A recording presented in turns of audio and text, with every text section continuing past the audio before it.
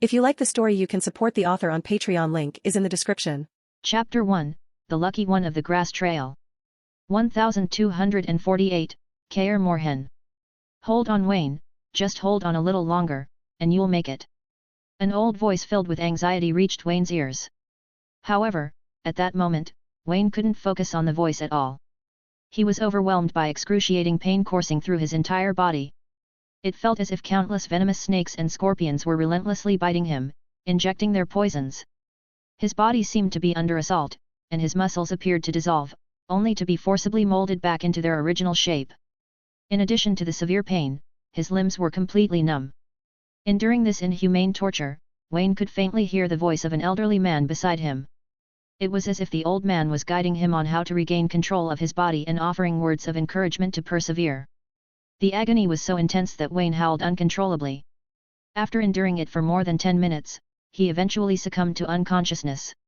Time passed indistinctly, and Wayne gradually felt a slight improvement in his condition. Summoning all his strength, he opened his eyes to a scene of a stone ceiling covered in moss and cobwebs. Even moving his head was a Herculean effort due to the exhaustion of his physical strength. Upon closer inspection, Wayne deduced that he was in a structure resembling an ancient castle, constructed from stone. Besides the wooden bed he was on, there were tables adorned with glass test tubes, tweezers, crucibles, and various other experimental equipment. The room exuded a cold, damp atmosphere that hinted that it's a basement-like location. Before Wayne could continue observing, an intense, tearing pain shot through his brain, causing him to cry out. Ah! Ah! The pain was fleeting, and within a minute, Wayne's mind calmed down.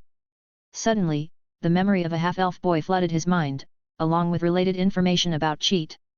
Wayne, 14 years old. Occupation, Witcher. Level 1, 0/100. Attributes, Strength 13, Dexterity 18, Constitution 15, Spirit 18. Skills, Swordsmanship LV1, Seal LV1, Gene Mutation LV1. Special Bloodline, Ancient Blood, Weak, Unawakened, requires 10 ability points. To activate. Subsidiary Skills, Archery LV1, Cooking LV1. The memories revealed Wayne's identity as a 14-year-old Witcher, with specific attributes, skills, and an ancient bloodline that required 10 ability points to activate, and this was the world of the Witcher. Before Wayne could fully process his situation, a heavy footstep approached from outside the room, and a few moments later, a dignified, kindly old man in worn iron armor entered. Witnessing Wayne waking up, the old man couldn't help but break into a relieved smile. He carried a bowl of cooked vegetable soup from a nearby table, took a seat beside Wayne's bed, and spoke with emotion. "You're finally awake, kid. It's a relief that you're still alive." Reflecting on the memories in his mind, Wayne gazed at the old man's face, which held a hint of sadness. After a moment of hesitation, Wayne hoarsely inquired. "Vesemir, am I the only one who survived?" Upon hearing this, the old man closed his eyes and sighed, gently stroking Wayne's hair. He replied with a heavy tone. "Yes, out of several children, you are the only one who survived. The grass trial's mutation process is far too perilous. Without the help of a witch to stabilize the process, the failure rate is unacceptably high." Looking at Wayne, who had narrowly escaped death, Vesemir seemed to have reached a decision, and his tone became more somber as he remarked. "The Witcher trial is too dangerous. Perhaps, after you, Kaer Morhen may never see new Witchers." A month later, in Kaer Morhen's training ground, Wayne faced a wooden dummy in the early morning light. With an unsharpened steel sword in hand, he diligently practiced the sword skills of a Witcher, delivering blows with precision and speed. Tossing and turning, chopping and stabbing constantly, with the heavy steel sword in his hand, each blow was fast and hard, cutting the dummy made of hardwood into many dents. After practicing for 2 hours, Wayne finally heard the strange voice in his head again until his whole body was sweating, his hands and feet were weak, and his muscles were slightly sore. Sword skill proficiency +1, current progress, 36. Swordsmanship LV1, swordsmanship power +5%. Afterward, Wayne ventured back into Kaer Morhen's castle, where he found the elderly Witcher Vesemir dozing in a wooden armchair with a stack of thick books beside him. A fond smile tugged at Wayne's lips. Over the past month, Vesemir had not only imparted Witcher skills but also valuable life lessons, providing Wayne with a sense of stability in this unfamiliar world. As a witcher with centuries of experience, Vesemir was a living relic in the world of witchers and highly respected among the wolf school. Wayne didn't disturb the old witcher's slumber and proceeded upstairs to his room for a refreshing cold shower. The room was sparsely furnished, reflecting the modesty of life in the Middle Ages. As Wayne donned clean clothes, he gazed at his own reflection in the mirror. Apart from his distinctive amber cat eyes and pointed ears, he appeared like an ordinary teenager. He sighed, acknowledging that his previous life as a successful archery sports student had been tragically cut short by a fatal accident. Contrastingly, Wayne's current life was no less challenging, as his newfound memories revealed. He was a half-elf boy named Wayne, raised by an elf prostitute named Martha in the slums of Vizima City.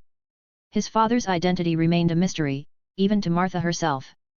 Wayne's early years were spent in a brothel until his mother fell seriously ill, and they were cast out. Upon her death, Wayne was entrusted to the passing witcher Vesemir, who had been training him at Kaer Morhen for 6 years. Initially, there were 6 children who began training alongside Wayne, but due to the absence of warlocks during the grass trial, Wayne emerged as the sole survivor. He knew that his survival had been a matter of chance, and without his unexpected arrival, none of the children would have lived. As Wayne contemplated his past and the uncertainties of his future as a witcher, he understood that Kaer Morhen would only see new witchers many decades later when his journey truly began. Chapter 2, Badge of the Wolf School. In the kitchen of Kaer Morhen, Wayne, now dressed in clean clothes, prepared breakfast for both himself and Vesemir. Suddenly, he heard a notification. Cooking Proficiency +1, Current Progress 100. Cooking LV1 is upgraded to Cooking LV2. Cooking LV2, Cooking Delicacy +2. Hearing this prompt, Wayne's mood immediately brightened. Through his exploration, he had discovered that the system not only improves the witcher skills, but also allowed him to acquire additional skills such as archery, cooking, and hunting. These subsidiary skills could also be strengthened, just like witcher's primary abilities. In his previous life, Wayne's father had been a professional chef, which had instilled in him excellent culinary skills. Now, these skills were being recognized and improved by the system. This was undoubtedly a blessing. Wayne's positive mood was reflected in the rapid progress of his culinary abilities. Unlike swordsmanship, which was challenging to improve, Wayne's cooking skills may be. Due to the blessing of past experience, which contributed to his swift progression from level 1 to level 2 in just 1 month. The improvement in delicacy also enhanced the flavors of the meals he prepared, earning praise from Vesemir. As Wayne entered the castle hall with a fragrant breakfast, Vesemir was still dozing in his armchair. However, the aroma of the food roused him from his slumber.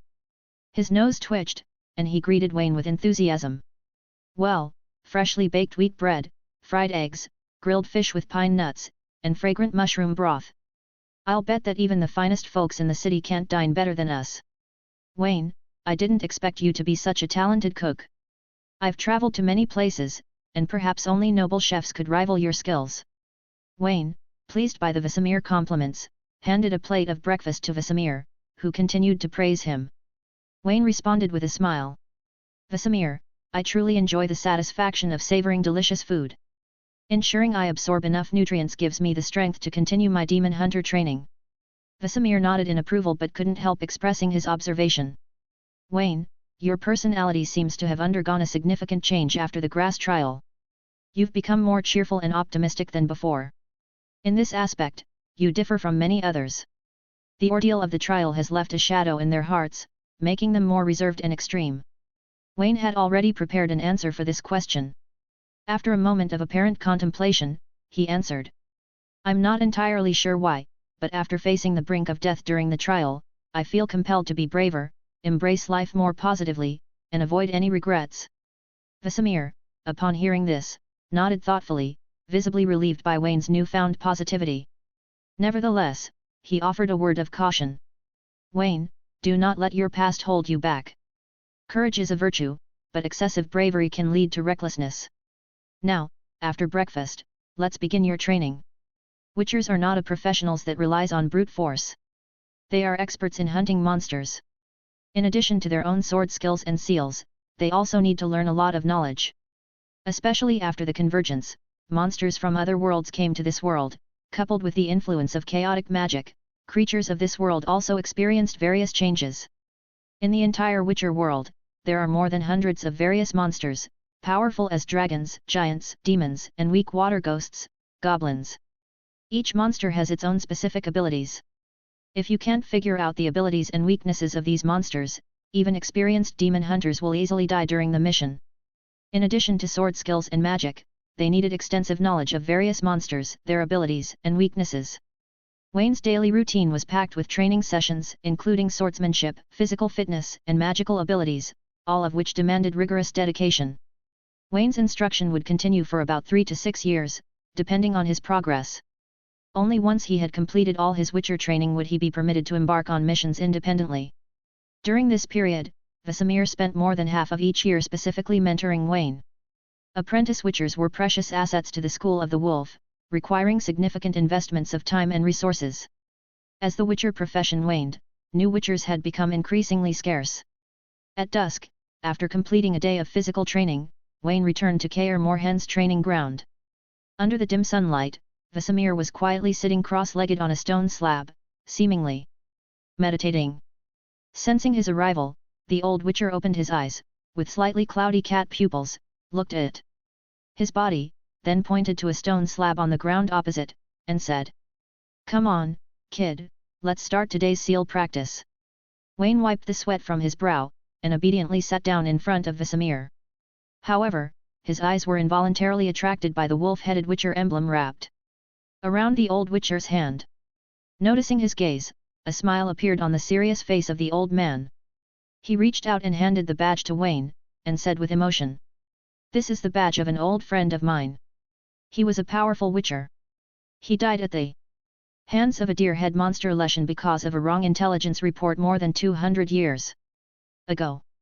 When I found him, his flesh had been eaten away by wild beasts in the forest, leaving only the equipment on his body, which was still there. Originally, I planned to wait for your body to be completely stable before handing it over to you. However, since you have passed all the Witcher trial, it is time to have a badge belonging to our wolf school.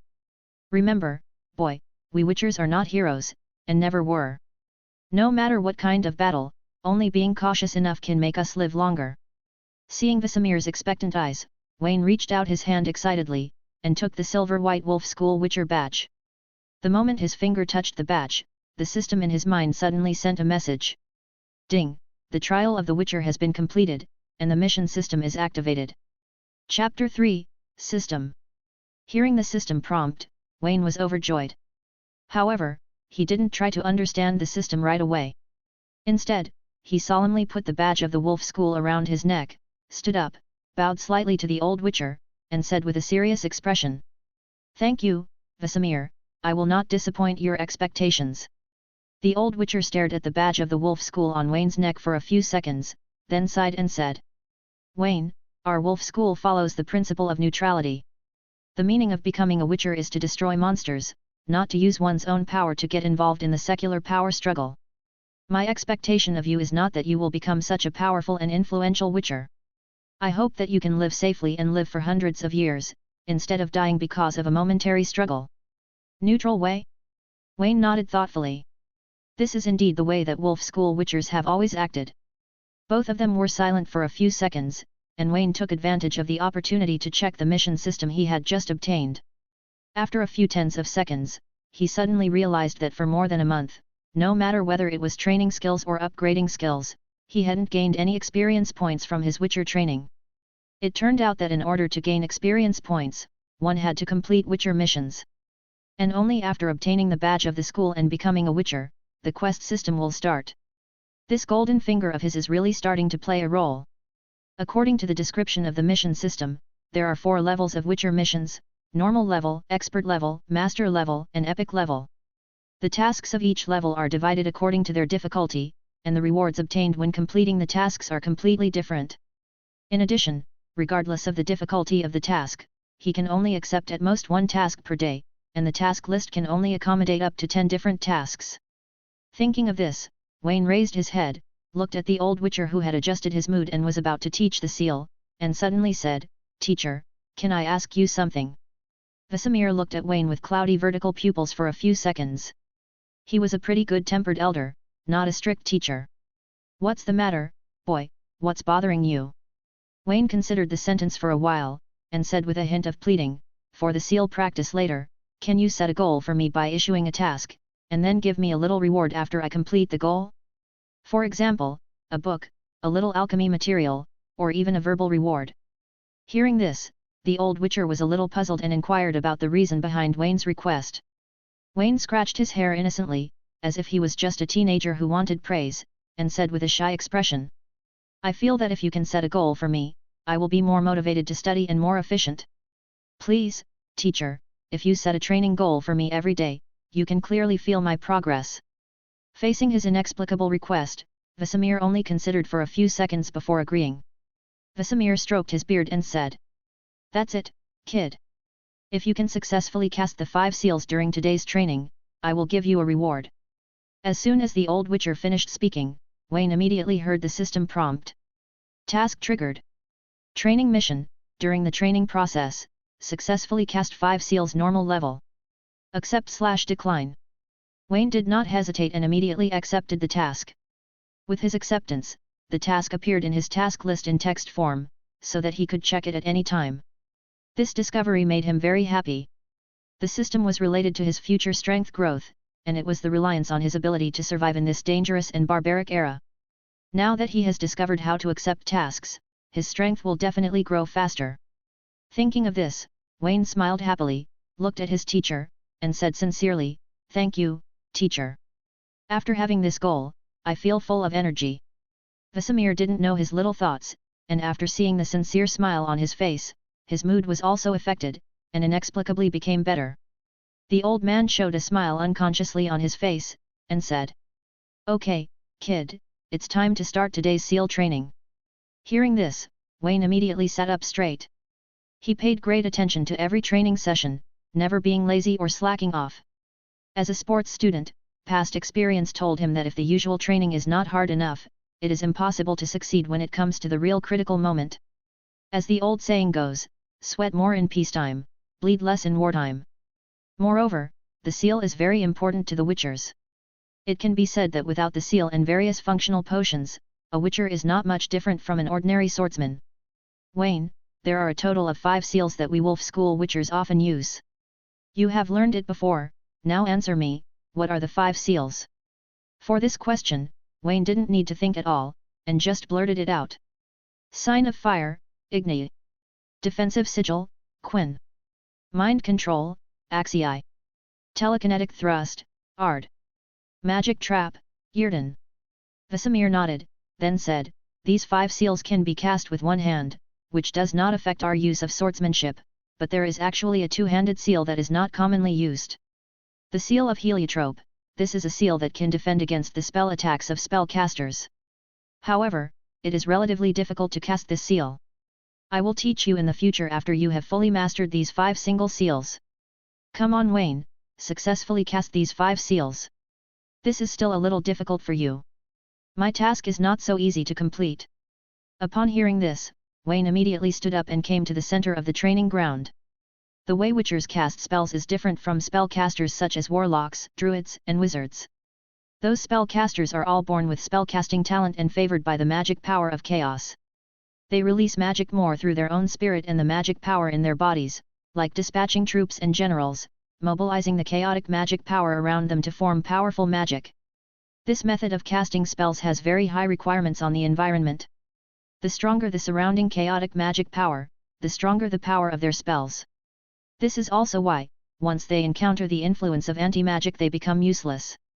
Chapter 4, Spellcasting. The Witcher's spellcasting principle is completely different. Starting from childhood, every Witcher has to take the grass potion dozens of times. Most children, when they take it for the first time, will die because their bodies cannot bear the pain of the mutation.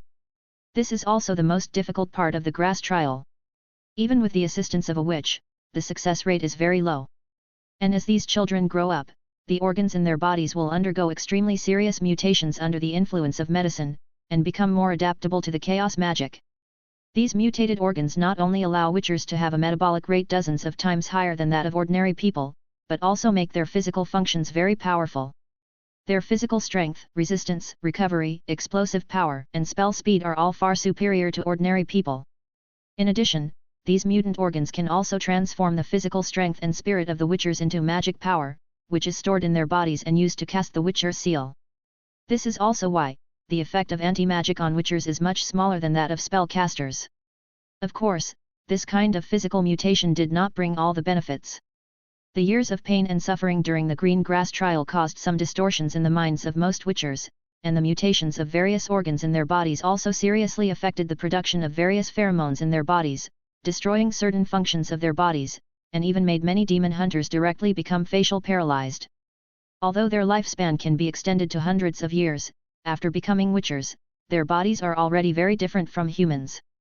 Not only can they no longer have offspring, but it is even doubtful whether they are still humans.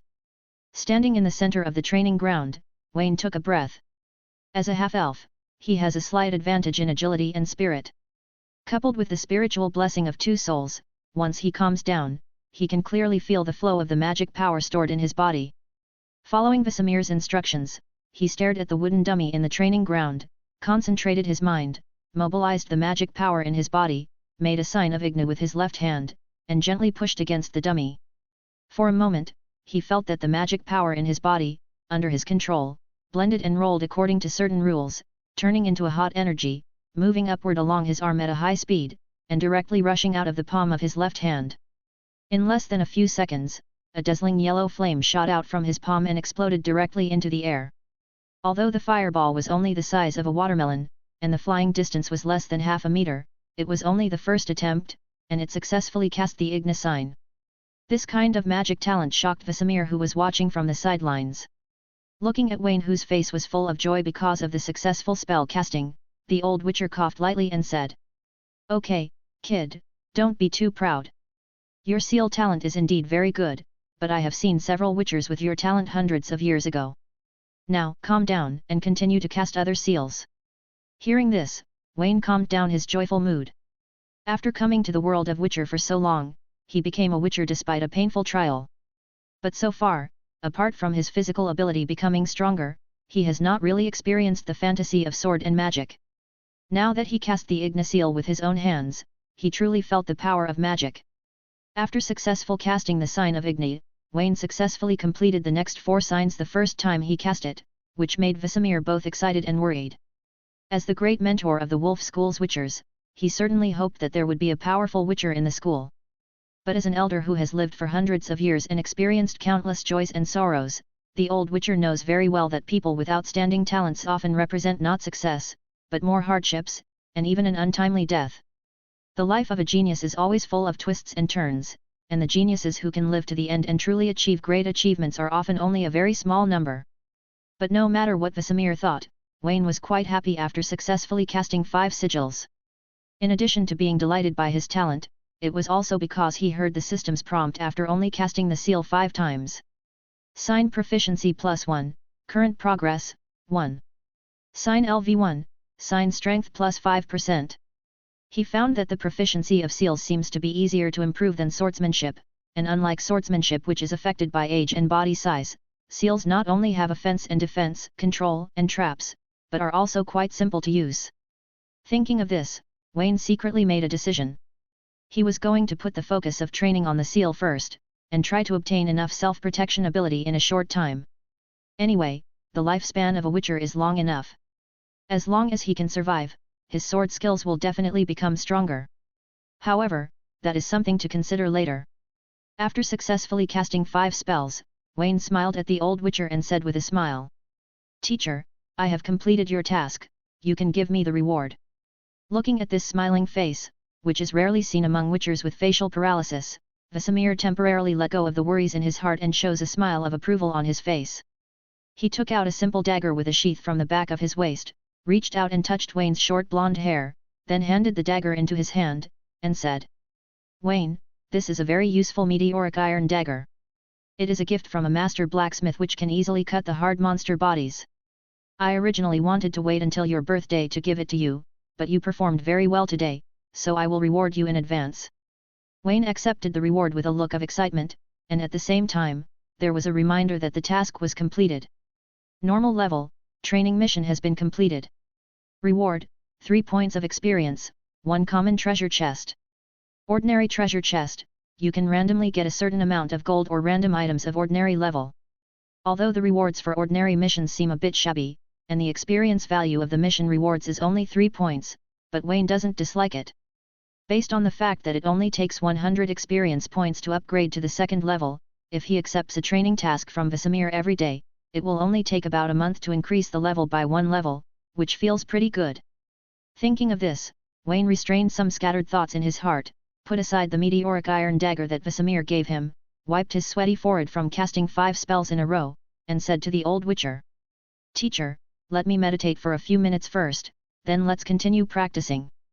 I'm not afraid of suffering, please don't be polite, and use the strictest standards on me."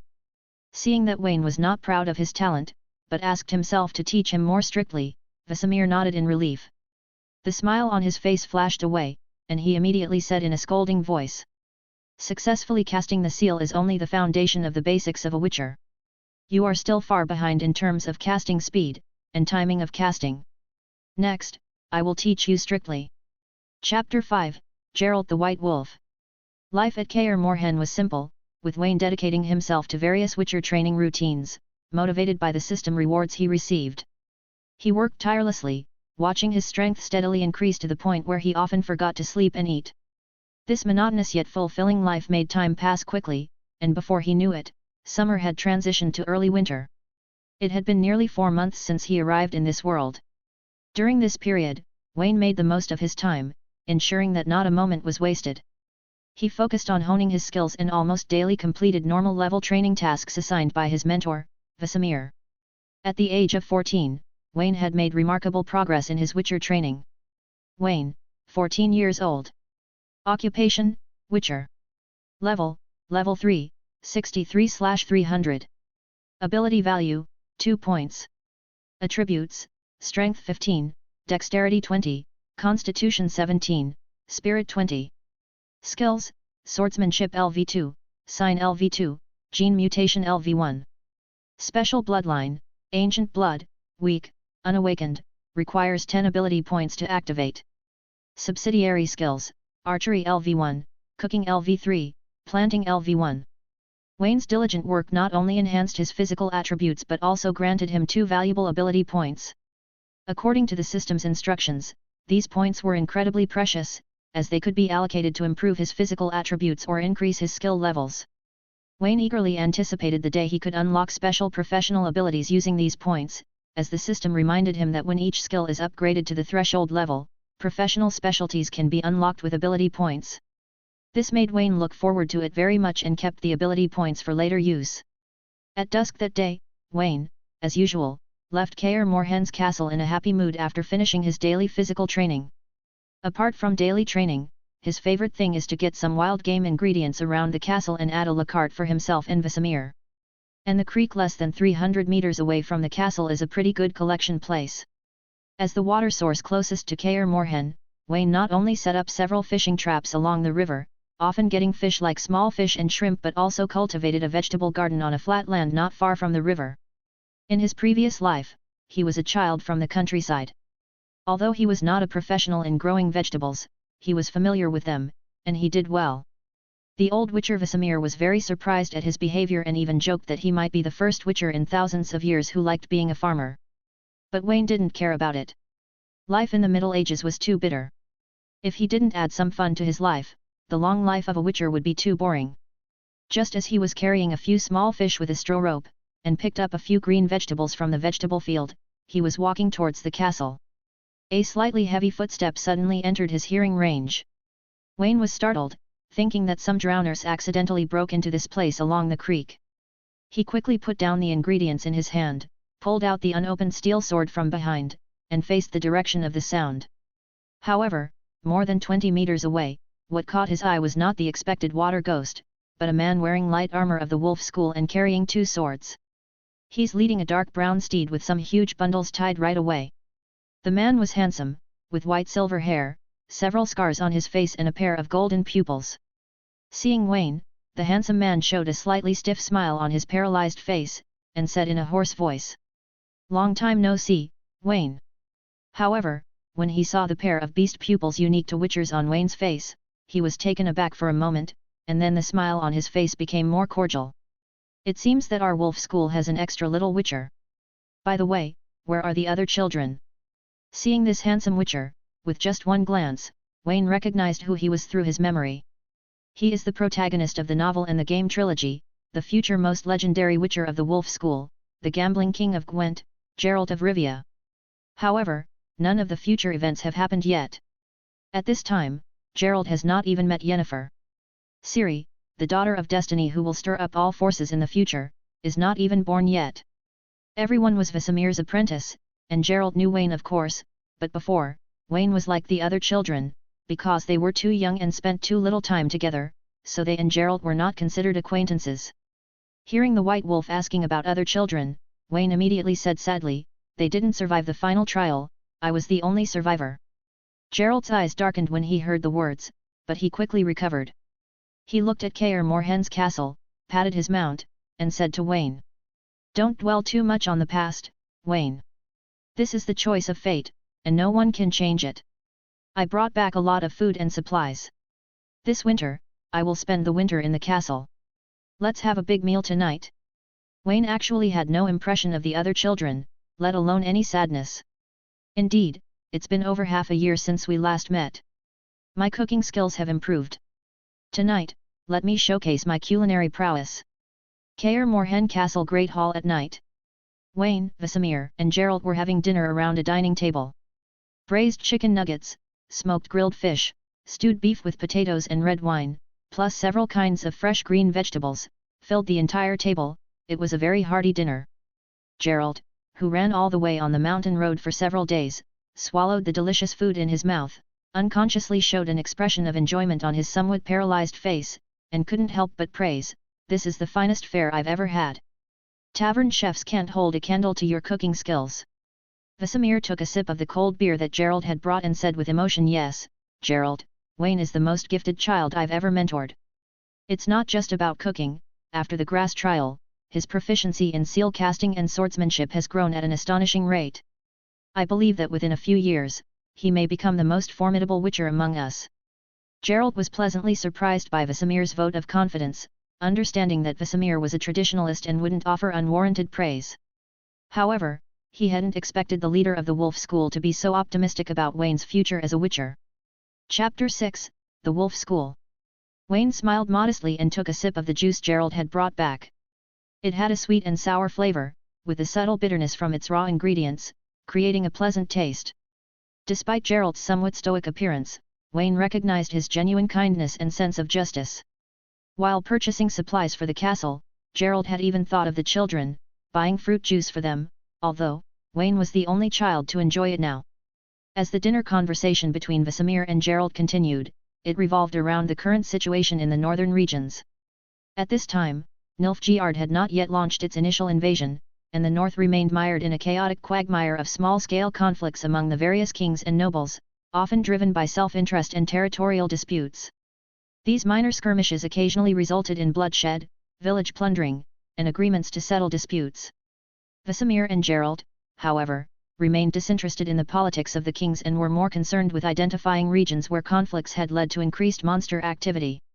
In this era, the life of a witcher was far from luxurious. Their work was often grueling, dirty, and life-threatening, requiring them to confront the most dangerous creatures. The majority of witchers adhered to principles and traditions, using their skills to rid the world of malicious beasts and monsters. Eventually, the conversation turned to Geralt's recent experiences. With Vesemir as his audience, Geralt candidly shared the tasks he had undertaken this year. Wayne listened attentively, his curiosity about the outside world growing with each story. However, as an apprentice witcher, Wayne was bound by tradition to complete his training and pass the witcher exam before he could venture beyond Kaer Morhen. Geralt, taking another sip, gazed at the dishes before him, clearly relieved to be back at Kaer Morhen, where he could unwind. He hiccuped and said to Vesemir as if confiding, "This year, a bard friend and I came across a magic lamp while fishing by the river. 3 wishes can be fulfilled. I suspect that it is a djinn who was sealed in an oil lamp. I was going to stop my friend from making a wish, but unfortunately I was a step too late and hurt him." Hearing this, Vesemir was also interested. "What happened after that?" "Djinn is a very rare and powerful elemental spirit. There are not many records about them. But each one is very magical. And most witchers will never come across such a thing in their lifetime. Geralt took another sip of wine, his eyes were a little dazed, as if he was missing someone. And Wayne, who has read the original book, knows that it was that encounter that made Geralt meet his destined lover Yennefer. The legendary White Wolf fell in love with the sorceress and fell in love with this strange woman at first sight. Their love affair began with a series of twists and turns that spanned decades. Through numerous trials, Geralt and Yennefer weathered many storms, their relationship enduring even as the world around them faced turmoil. However, the ultimate conclusion of their love story is left in the hands of the players, to be decided in the Witcher game. He seemed about to share some of his love life struggles when, suddenly, the conversation was interrupted by the sound of two men arguing outside the castle hall. One voice was high-pitched and filled with complaints. "I told you we should have left earlier. It's your fault for dawdling, and we have to travel in the dark and face monsters on the way. It's miserable, and there probably won't be any hot water for a bath in the castle." A deeper voice retorted. "Quit complaining, Lambert. You're not some noble. Do you expect such comforts? You've been grumbling the whole journey." Wayne, Geralt, and Vesemir immediately recognized the voices and knew who was approaching. Shortly thereafter, the castle hall's doors swung open, revealing two witchers from the Wolf School, both clad in heavy armor. One was Lambert, a man with short hair and a scar on his eye, while the other with a square face whose half of his face is almost disfigured by a scar, Eskel. Lambert's eyes scanned the hall and landed on Wayne, understanding the situation. He spat on the floor and grumbled to Eskel. "I knew those kids wouldn't last. We're experienced witchers, we know how tough the grass trial is for children. We should let those kids go down the mountain, not make them witchers." Eskel, empathizing with Lambert, patted him on the shoulder and replied. "Don't blame Vesemir for this. They were orphaned and abandoned by their parents in the war. Coming to Kaer Morhen was their destiny to become witchers." Lambert mumbled under his breath. Fate is a load of crap. However, he didn't hold Vesemir accountable, instead, he pondered his own life's path. Being handed over to the Wolf School by his alcoholic father due to a twist of fate, Lambert knew the hardship of being a witcher all too well. Eskel consoled him and led him toward the dining table, despite the stench of evil spirits clinging to him. As the two approached, Geralt, with a teasing smile, commented. "You two look like you crawled out of a cesspit. I could smell you from dozens of meters away." Vesemir's smile grew even broader. He welcomed them, saying, "Lambert, Eskel, go freshen up and get rid of that grime. Afterward, join us for the meal prepared by Wayne. We'll enjoy some wine and have a good chat. Welcome home, boys." Chapter 7, Test. After a night of talking and drinking, except for Wayne who didn't drink, the other witchers were all drunk. There was no way, he could only move these drunks back to their rooms one by one like a sack. According to past memories, Kaer Morhen is the hometown of the Wolf School. The four witchers of the Wolf School, Vesemir, Geralt, Lambert, and Eskel, if they are not delayed by other things, they will rush back here almost every winter before the mountains are covered by heavy snow. In addition to them, there was a witcher named Berengar, who occasionally came back here to recuperate. He was a relatively silent man, and apart from Vesemir, his relationship with the other three was not that warm. Of all these years of training, Wayne only saw him one winter. Wayne, being familiar with the Witcher game series, knew that this particular witcher would eventually be captured by a group of Vizima gangsters and wild sorcerers. Not only was he forced to reveal the location of Kaer Morhen, but he was also forced to reveal the secret of the grass trial, which eventually triggered a series of events. But these things haven't happened yet, and have nothing to do with Wayne now. During the winter, Wayne trained diligently, especially in swordsmanship. 4 masters with distinct styles sparred with him, providing invaluable combat experience. As winter's grip on the castle intensified, fishing and vegetable growing became less fruitful due to the cold weather. This made Wayne lose a lot of fun, but fortunately, he had a few more companions. In his spare time, he would take the delicacies he had made to find these senior witchers, and listen to them talk about the monsters and tasks they encountered in their past experiences. It also taught him a lot of customs and interesting stories that he couldn't learn from books. This led Wayne to seek solace in the company of his fellow witchers. As the snow melted, Geralt, Lambert, and Eskel embarked on their monster hunting journeys once more. Witchers don't just stumble upon money, they need to earn their keep. Their survival and sustenance rely on traveling the world to complete monster hunting tasks. The following year, Wayne's growing capabilities seemed to earn him recognition. Vesemir, his mentor, no longer needed to be there daily for Wayne's training. Instead, Vesemir focused on setting training objectives and ventured down the mountain in search of employment to make a living. Vesemir had to cover all the expenses related to Wayne's training. Although the seasoned witcher had some savings, the money was slowly depleting, and training a witcher was quite costly. The days at Kaer Morhen, dedicated to training, seemed to fly by. Wayne remained diligent, continuously honing his skills and diligently studying all the books about monsters found within the castle. During this year, his overall level reached to 5, and his sword skill level and magic seal level even reached LVL 5 and LVL 8. Not only that, but he also obtained a professional specialty when he reached LVL 5. Swordsmanship specialty, sensitivity of cats, able to gain cat-like agility and intuition 4. Danger, effect, weapon attack speed increased by 25%, intuition plus 3.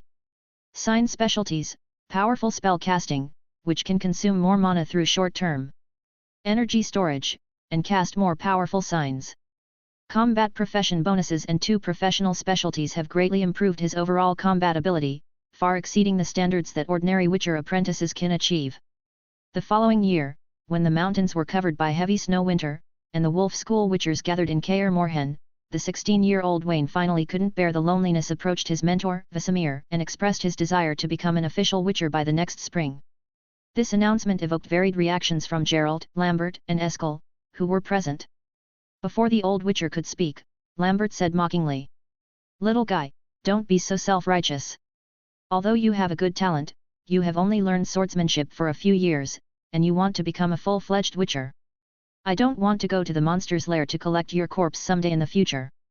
Eskel took a sip of beer, and followed suit. Although Lambert's words may not be pleasant, I find myself in agreement with him.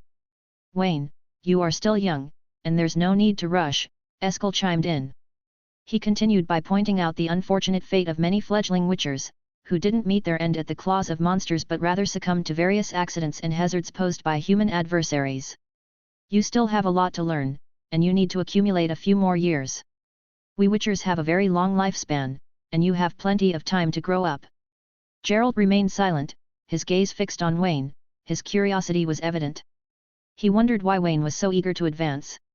Vesemir, the experienced witcher, regarded Wayne with a grave expression. He locked eyes with the young apprentice for what seemed like an eternity before finally posing his question. "Wayne, I've always emphasized to you the importance of patience and caution in a witcher's path. You're still in the learning and growing phase, and there's no need to rush." He leaned in slightly, peering directly into Wayne's eyes, and asked, "Now, tell me, what is your reason for pursuing this so eagerly?" Wayne showed a sincere smile to everyone and said to his mentor, "Vesemir, I have memorized all the books in the castle, and I am quite proficient in using the Wolf School's swordsmanship. I think it is difficult for me to continue to improve by staying in the castle and practicing." He looked at the wrinkled face of the old witcher, and said softly, "You once said that practice is the best teacher. In order to let you feel at ease and let me become a witcher, I decided to use all my strength to challenge seniors of the Wolf School." Chapter 8, Lambert's Surprise. The next day was sunny and fine, ideal for a battle. Wayne had boldly declared that he would challenge Geralt, Lambert, and Eskel, the 3 seasoned members of the Wolf School, to prove his readiness to become a witcher. Vesemir, the witcher mentor, agreed to his request. After breakfast, Lambert has been impatiently urging everyone to go to the training ground, ready to start the competition. He is a short-tempered person, and now he is full of thoughts, to teach his young junior a good lesson. Let this ignorant witcher apprentice give up his illusions, and stay in Kaer Morhen to hone his skills, instead of rushing down the mountain and dying in some unknown monster's lair. In the training ground, Wayne and Lambert stood facing each other, while Vesemir, Geralt, and Eskel stood on the periphery of the training ground with great interest. The sullen Geralt even made a bet with Vesemir and Eskel on who would win. "Bet on Wayne to win, 1 loses 3. Bet on Lambert, 2 for 1. Are you interested? Let's bet at least 50 orens." Eskel couldn't help but grin when he heard the minimum bet, and he said to Geralt in a teasing tone, "It seems like you've made quite a bit of money this year, Geralt. You're quite the ladies' man and a crowd favorite." "I've still got some money left, 50 oren. I'll bet on Lambert." He's been a witcher for over 60 years, he shouldn't lose to a young one, Eskel replied. Geralt smiled and then turned to Vesemir with curiosity and asked, Vesemir, do you want to make a bet as well? The old witcher snorted softly. Having spent the most time with Wayne, he understood that this young half-elf was typically cautious in his actions and seldom took risks. Throughout his training, Wayne consistently undertook his tasks with dedication and precision. It was as if he believed that there was a significant reward for successfully completing each assignment, motivating him to put forth his best effort. I bet Wayne would win. He took out a money bag and threw it into Geralt's hand, carefully analyzing and saying, I know Wayne's talent very well. He rarely does things that he is not sure of. I believe he will win. Geralt opened the purse and discovered 100 orens inside. Considering the 3-to-1 odds, he couldn't help but feel uneasy about his wager. Although White Wolf is considered to be one of the most unrestrained witcher, as an old fritter who likes to eat, drink, prostitute, and gamble, his expenses are much higher than ordinary witchers. Thinking of his wallet, he quickly turned his attention to the training ground. He silently prayed that his fellow witcher would put up a good fight and not disappoint his bet. At this time, the battle between Wayne and Lambert also began. Lambert, with a sneering smile on his face, held an unopened steel sword and adopted the offensive stance of the Wolf School's swordsmanship and addressed Wayne. Kid, it's still too late to admit defeat, I really won't show mercy. Wayne drew a deep breath, grasped his steel sword, and adopted the aggressive stance of the Wolf School's swordsmanship. He smiled earnestly and spoke. Brother Lambert, I'm about to launch my attack. Just a friendly reminder, I'm exceptionally fast, Wayne said with a grin. After saying this, Wayne exerted all his strength, his figure turned into a thunderbolt and he rushed to Lambert in the blink of an eye. The steel sword in his hand danced at a high speed and turned into 3 afterimages that could not be seen clearly, and directly aimed for Lambert's throat, chest, and wrist. Lambert and the onlookers were shocked immediately because Wayne's speed at this time far exceeded his usual performance during training. Although witchers are often called superhumans, their physical abilities are still not on par with monsters. At most, they are only 2 to 3 times stronger than regular people. Bang, bang, bang, steel swords collided. In the face of Wayne's rapidly stabbing blade, Lambert remained composed, drawing on his decades of combat experience. He skillfully swung his steel sword and successfully blocked all 3 of Wayne's stabs. However, before he had any counterattack, more attacks enveloped his body, and Wayne's sword skills were like a storm, precise, swift, and continuous.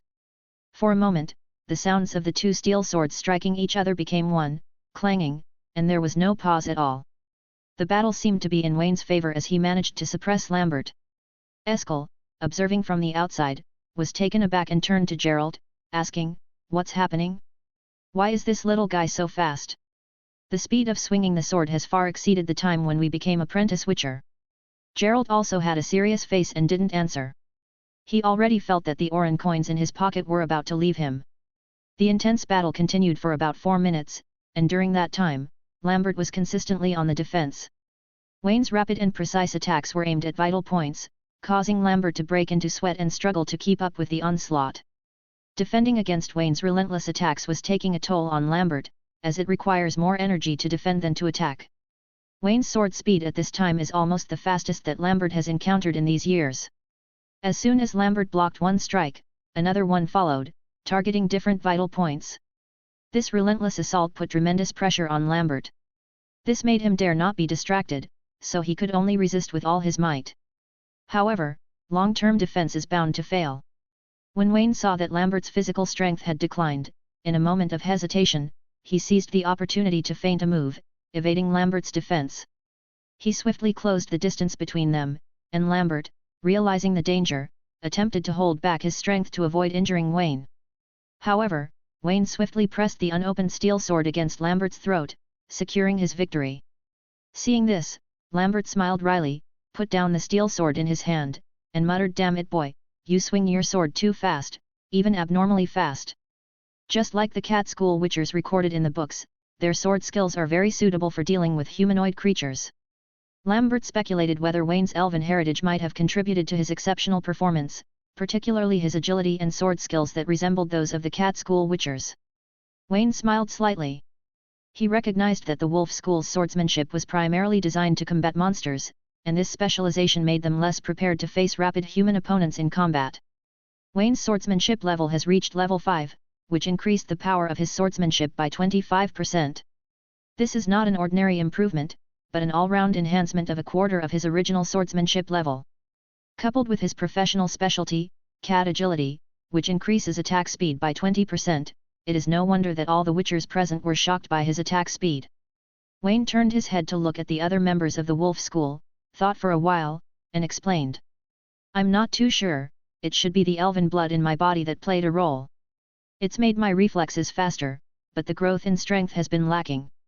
I plan to practice archery in the future. I have a hunch that I should also be very talented in archery. Lambert was taken aback when he heard this. For so many years, Witchers have used bombs, crossbows, traps, and often poison, but very few people used bows and arrows. However, he didn't think too much. Instead, he sighed, turned to Vesemir, and said, "Old man, I lost. I recognize Wayne's swordsmanship skills.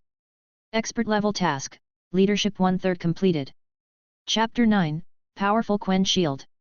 The first round of competition came to an end with Wayne's victory. Vesemir did not show a happy expression on his face but sighed. He looked at the two members of the Wolf School who were frustrated because they lost money and said, "Geralt, Eskel, which of you will compete with Wayne next?" After losing the 50 orens he managed to save, Eskel felt a little distressed. He turned to Geralt and said, "I'll go for the second round, but do you want to bet again, who will win this time, me or Wayne?" Thinking of the 250 orens he lost to Vesemir, Geralt gritted his teeth and said, "Lambert should have underestimated the enemy just now. Although the little guy's sword is fast, if it was you, I think you would be able to handle him. Let's continue with gamble, bet on Wayne's win, 1 for 1, and bet for you to win, 1 for 2. Eskel, how much do you bet?" The scar-faced Witcher thought for a moment, took out a ruby pendant from his pocket, handed it to Geralt, and said, "This is a ruby necklace I found in a ruin, it should be worth 200 orens. I bet on myself to win." Geralt whistled, "Good thing, it seems that your harvest last year was not bad." He reached for the necklace, swung it around, then turned to Vesemir. "How about it, old man, do you still want to make a gamble?" Vesemir folded his hands on his chest, turned his head, and glanced at Geralt, snorted, and said, "Put all the 300 orens I won just now on Wayne. However, if I win later, you don't need to give me 600 orens. I guess you don't have that many coins with you. This winter, I'm going to teach him how to make Witcher potions. When the time comes, you will take him into the forest and teach him how to collect herbs and monster body parts." Geralt breathed a sigh of relief when he heard that he wouldn't have to pay the gambling debts. He nodded at the old Witcher and said, "No problem, old man, even if you lose, I will take care of it." After Wayne rested for about 10 minutes, Eskel ignored Lambert, who had been complaining beside him and stood opposite Wayne with a training steel sword. Due to a battle in the early years that left Eskel with a terrifying scar on his face, coupled with the status of a Witcher who was discriminated against by many unscrupulous people, compared to other Witchers, Eskel seemed more silent. He picked up the steel sword, assumed a defensive posture of the Wolf School swordsmanship, and said to Wayne in a deep voice, "Go ahead, little one. I will use all my strength to deal with you." However, Wayne, who was standing opposite him, did not immediately assume a combat stance. Instead, he made a pause gesture to Eskel, turned his head, and shouted to Vesemir, "Teacher, I hope that in the next 2 rounds, I can use seals. Signs are also part of our Witcher's strength." Vesemir didn't agree immediately but turned to look at Eskel. After the scar-faced Witcher nodded, he said to Wayne, "Yes Wayne, you can use seals. But we are all companions, you have to be careful."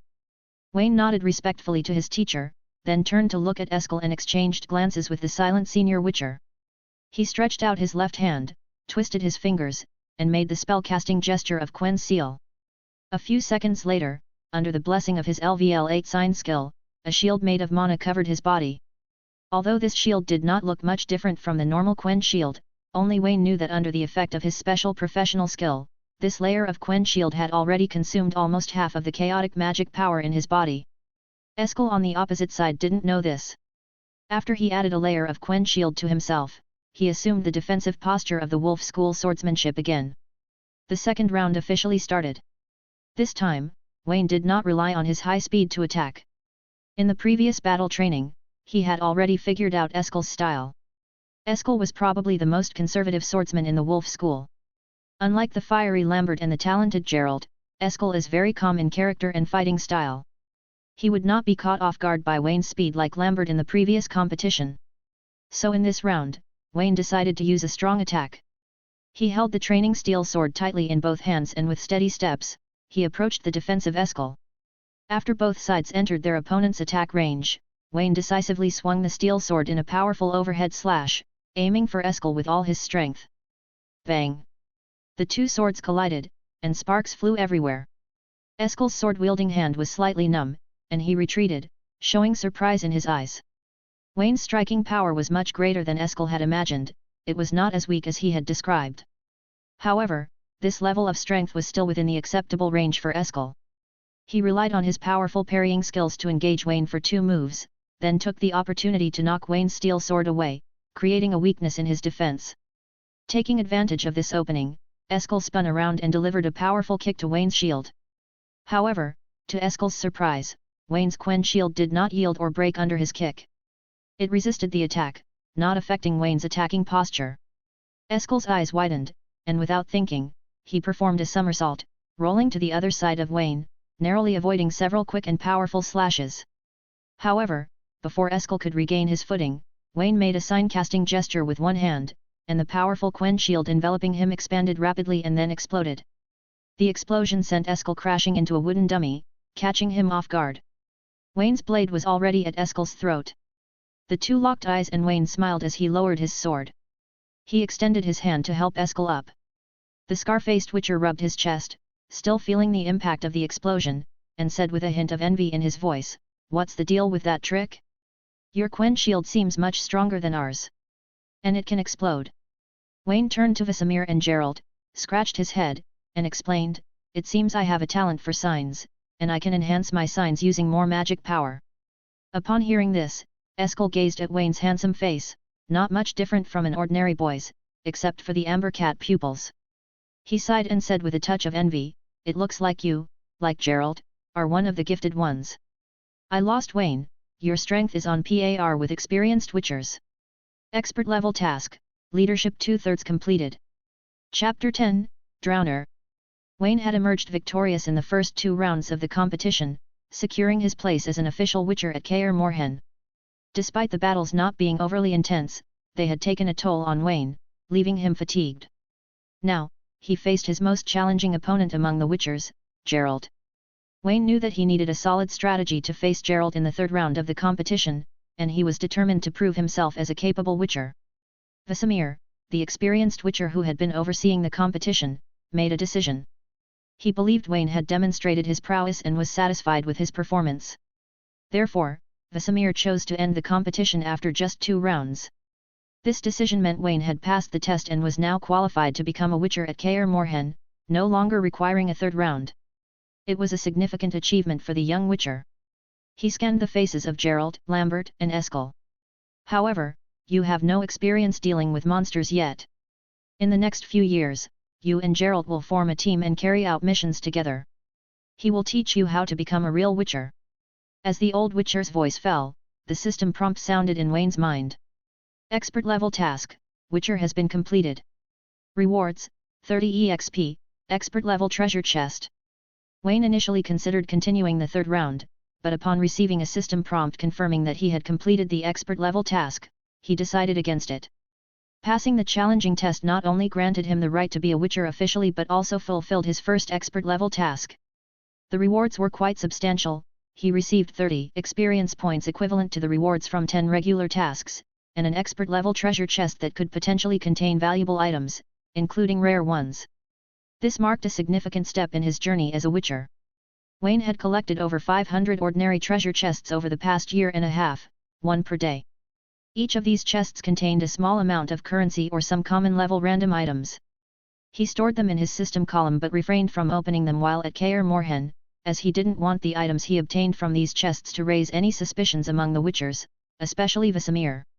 He likely intended to open them at a more opportune moment or location. Wayne, 16 years old. Occupation, Witcher. Level 5, 263/500. Ability value, 2 points. Attributes, Strength 17, Dexterity 22, Constitution 19, Spirit 22. Skills, Swordsmanship LV5, Seal LV8, Gene Mutation LV1. Special Bloodline, Ancient Blood, Weak, Unawakened, requires 10 ability points to activate.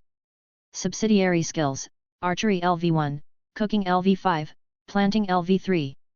Half a month later, heavy snow once again blocked the passage between Kaer Morhen and the outside world. Wayne's training at Kaer Morhen involved various tasks, such as gathering herbs, hunting monsters, and collecting materials for crafting witcher potions. This hands-on experience allowed him to apply the knowledge he had gained from books to real-life situations. However, the winter season limited their options as the forests and valleys around Kaer Morhen were cold and covered in snow. The monsters they could find during this time were mainly drowners and evil spirits, and there weren't many materials available for collection.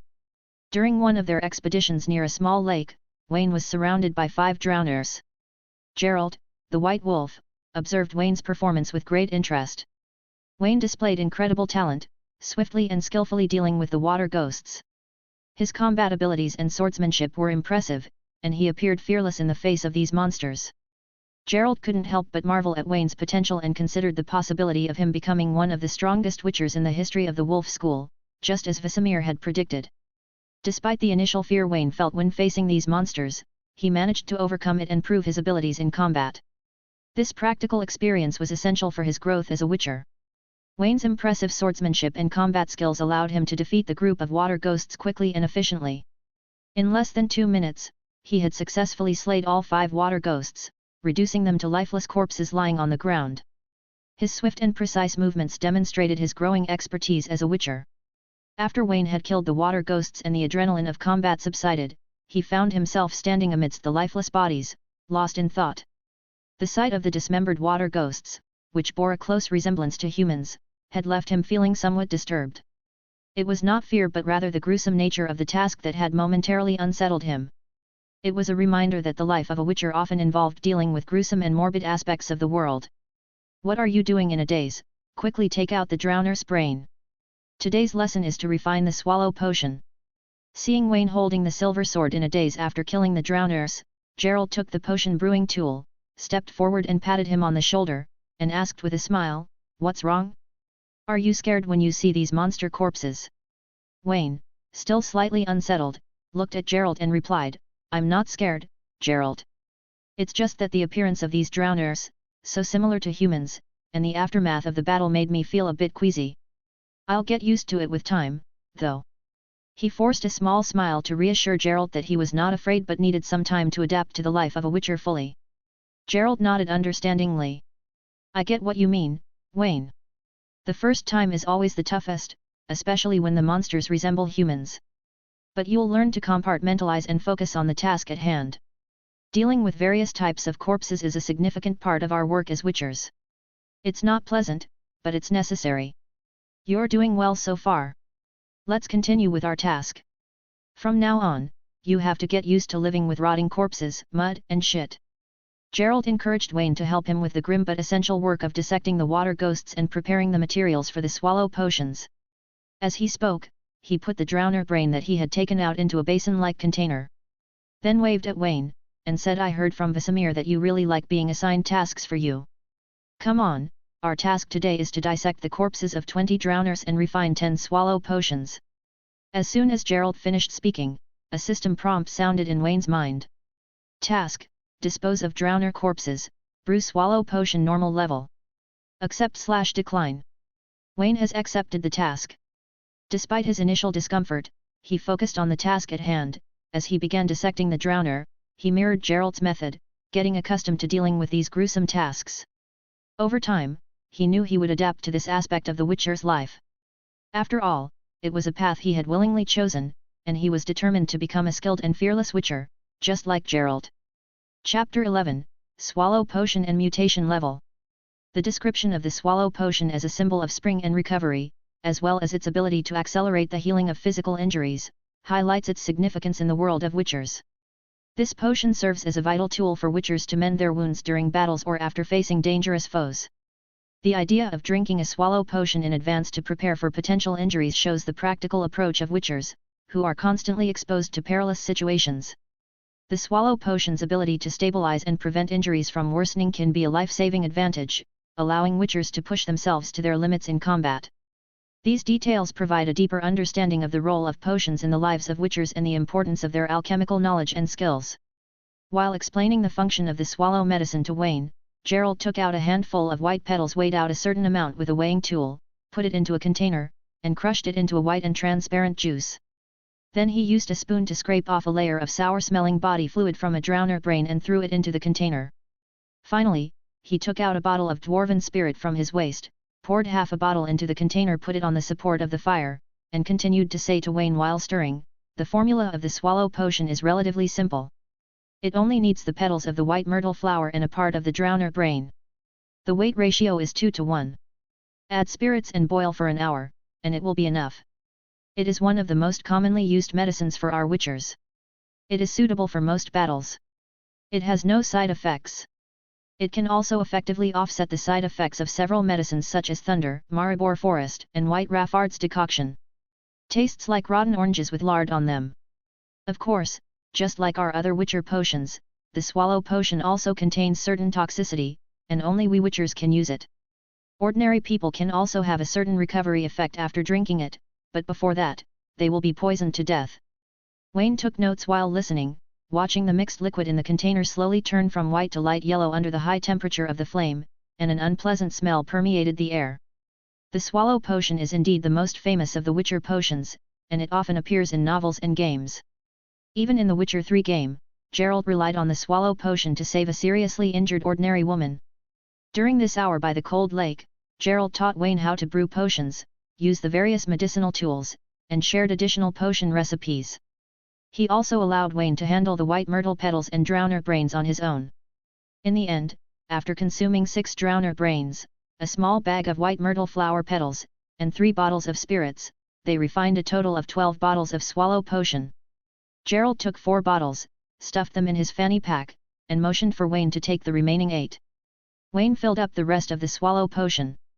He took out one of the bottles, looked at the light yellow transparent liquid medicine inside, and asked curiously, "Geralt, how long can this potion be stored?" Wayne inquired. He continued, "I've read that different potions have varying degrees of toxicity, and it's impossible for us witchers to consume them limitlessly. The average witcher will reach the limit after taking 2 to 3 bottles of potions at the same time. Is there any specific standard for this?" Hearing this, the White Wolf looked up at the time, then got up and began to pack up the alchemy tools on the ground, saying, "Indeed, although the Witcher potion is powerful, if you drink too much at the same time, not only will it not be beneficial, but it will also cause serious damage to our body. As for how many potions you can drink at the same time, it depends on how much toxicity the mutant organs in your body can withstand. It's like drinking alcohol.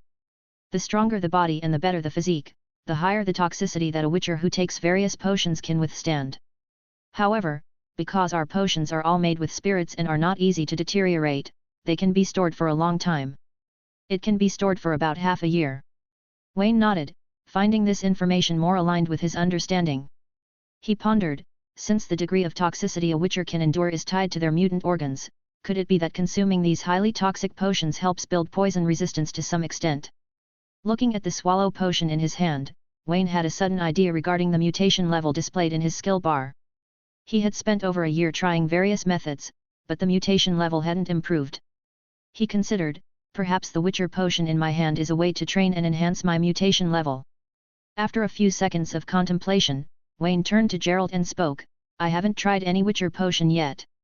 I'd like to experience the effects of the swallow potion," Wayne said. Geralt shrugged indifferently, not surprised by the young man's curiosity. However, he offered a reminder, "Our potions are all brewed with spirits. If you're not accustomed to them, it's best not to drink too much." Wayne nodded nonchalantly in response.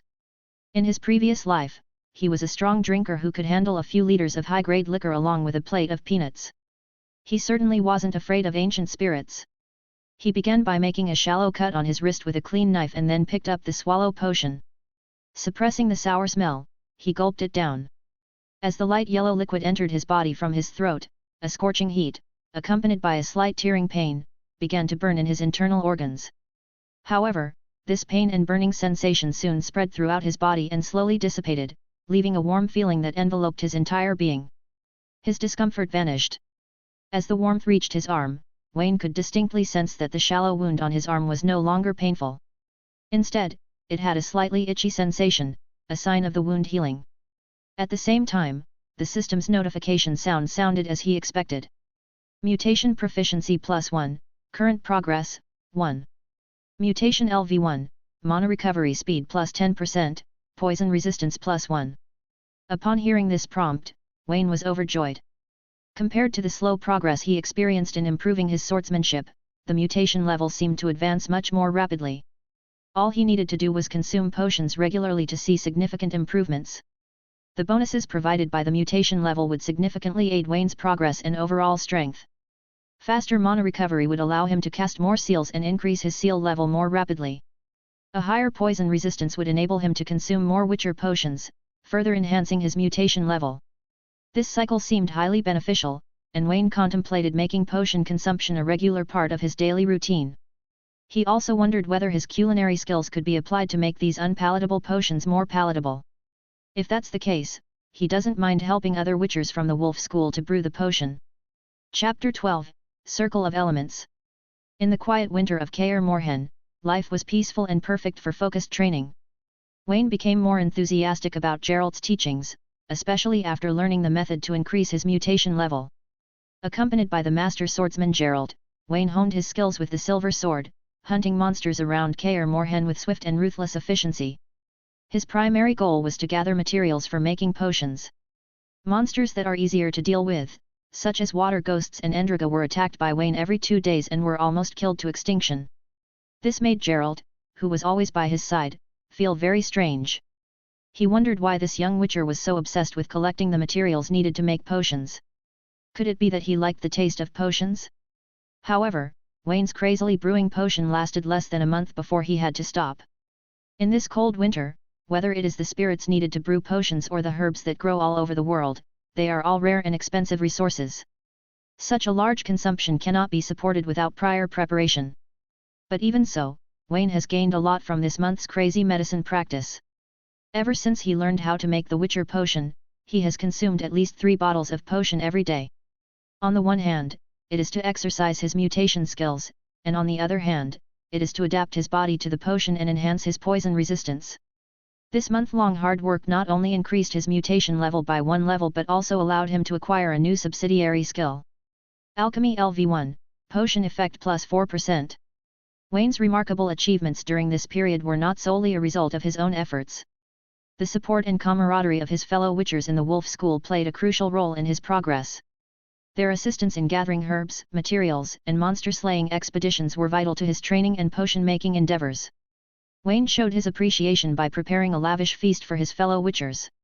He prepared a variety of dishes, such as smoked sausages, pickled salted fish, braised rabbit meat, roasted venison leg, delicious fish soup, and sweet wild vegetables harvested from the forest. The table was adorned with 10 different dishes. As they enjoyed the meal, Lambert couldn't help but express his satisfaction and admiration.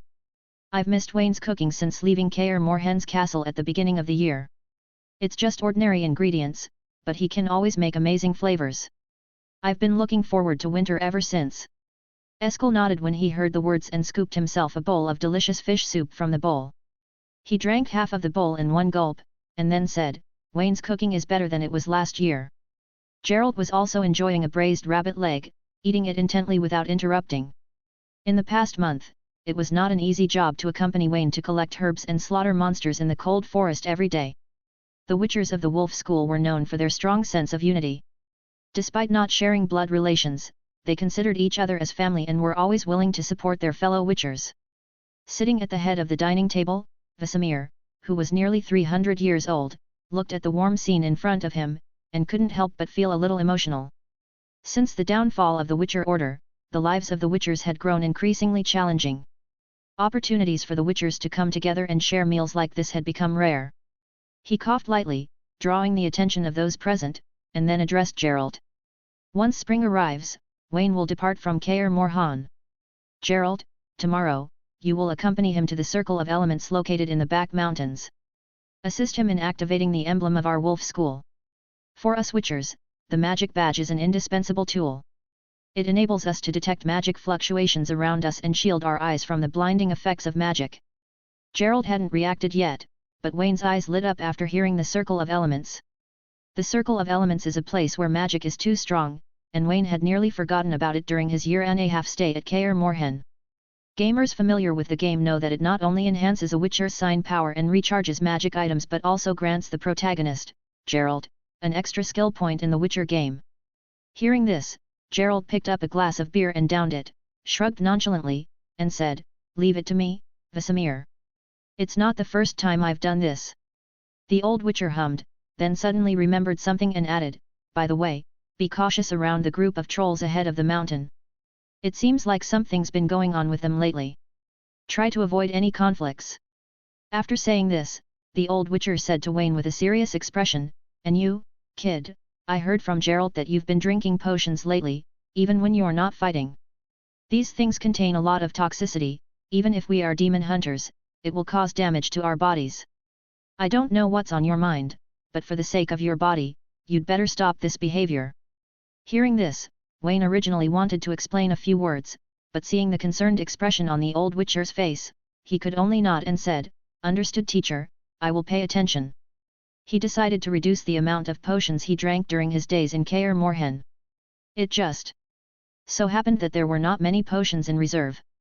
If he drank slowly, he might be able to last until the beginning of spring. After Vesemir finished his speech, the dining table fell silent again. Except for Lambert, the others were not talkative. Besides, the delicacy on the table was so tempting that no one was in the mood to chat too much. Early the next morning, Wayne, who was a little excited, came to Geralt's room and yelled at the sleeping white wolf. He couldn't wait to see if the Ring of Elements would have a special effect on him. If it can also add a skill point to him like in the Witcher game, then in the future, searching for Rings of Elements all over the world will be a good way for him to increase his strength. After being woken up by someone, he cursed in a low voice and then said, "Little guy, you are too impatient. Didn't the old man teach you? The most important thing for a Witcher is patience and caution. Most of the guys who are not careful will die in the monster's lair within a year of leaving Kaer Morhen." Wayne smiled a little embarrassedly and said, "Sorry, Geralt, I'm just excited about the Circle of Elements and magic emblems. I've prepared a hearty breakfast for you. Let's eat quickly and set off early. After we're finished, we can spare some time to go hunting in the forest and bring back some game." Chapter 13, Attack of the Harpy.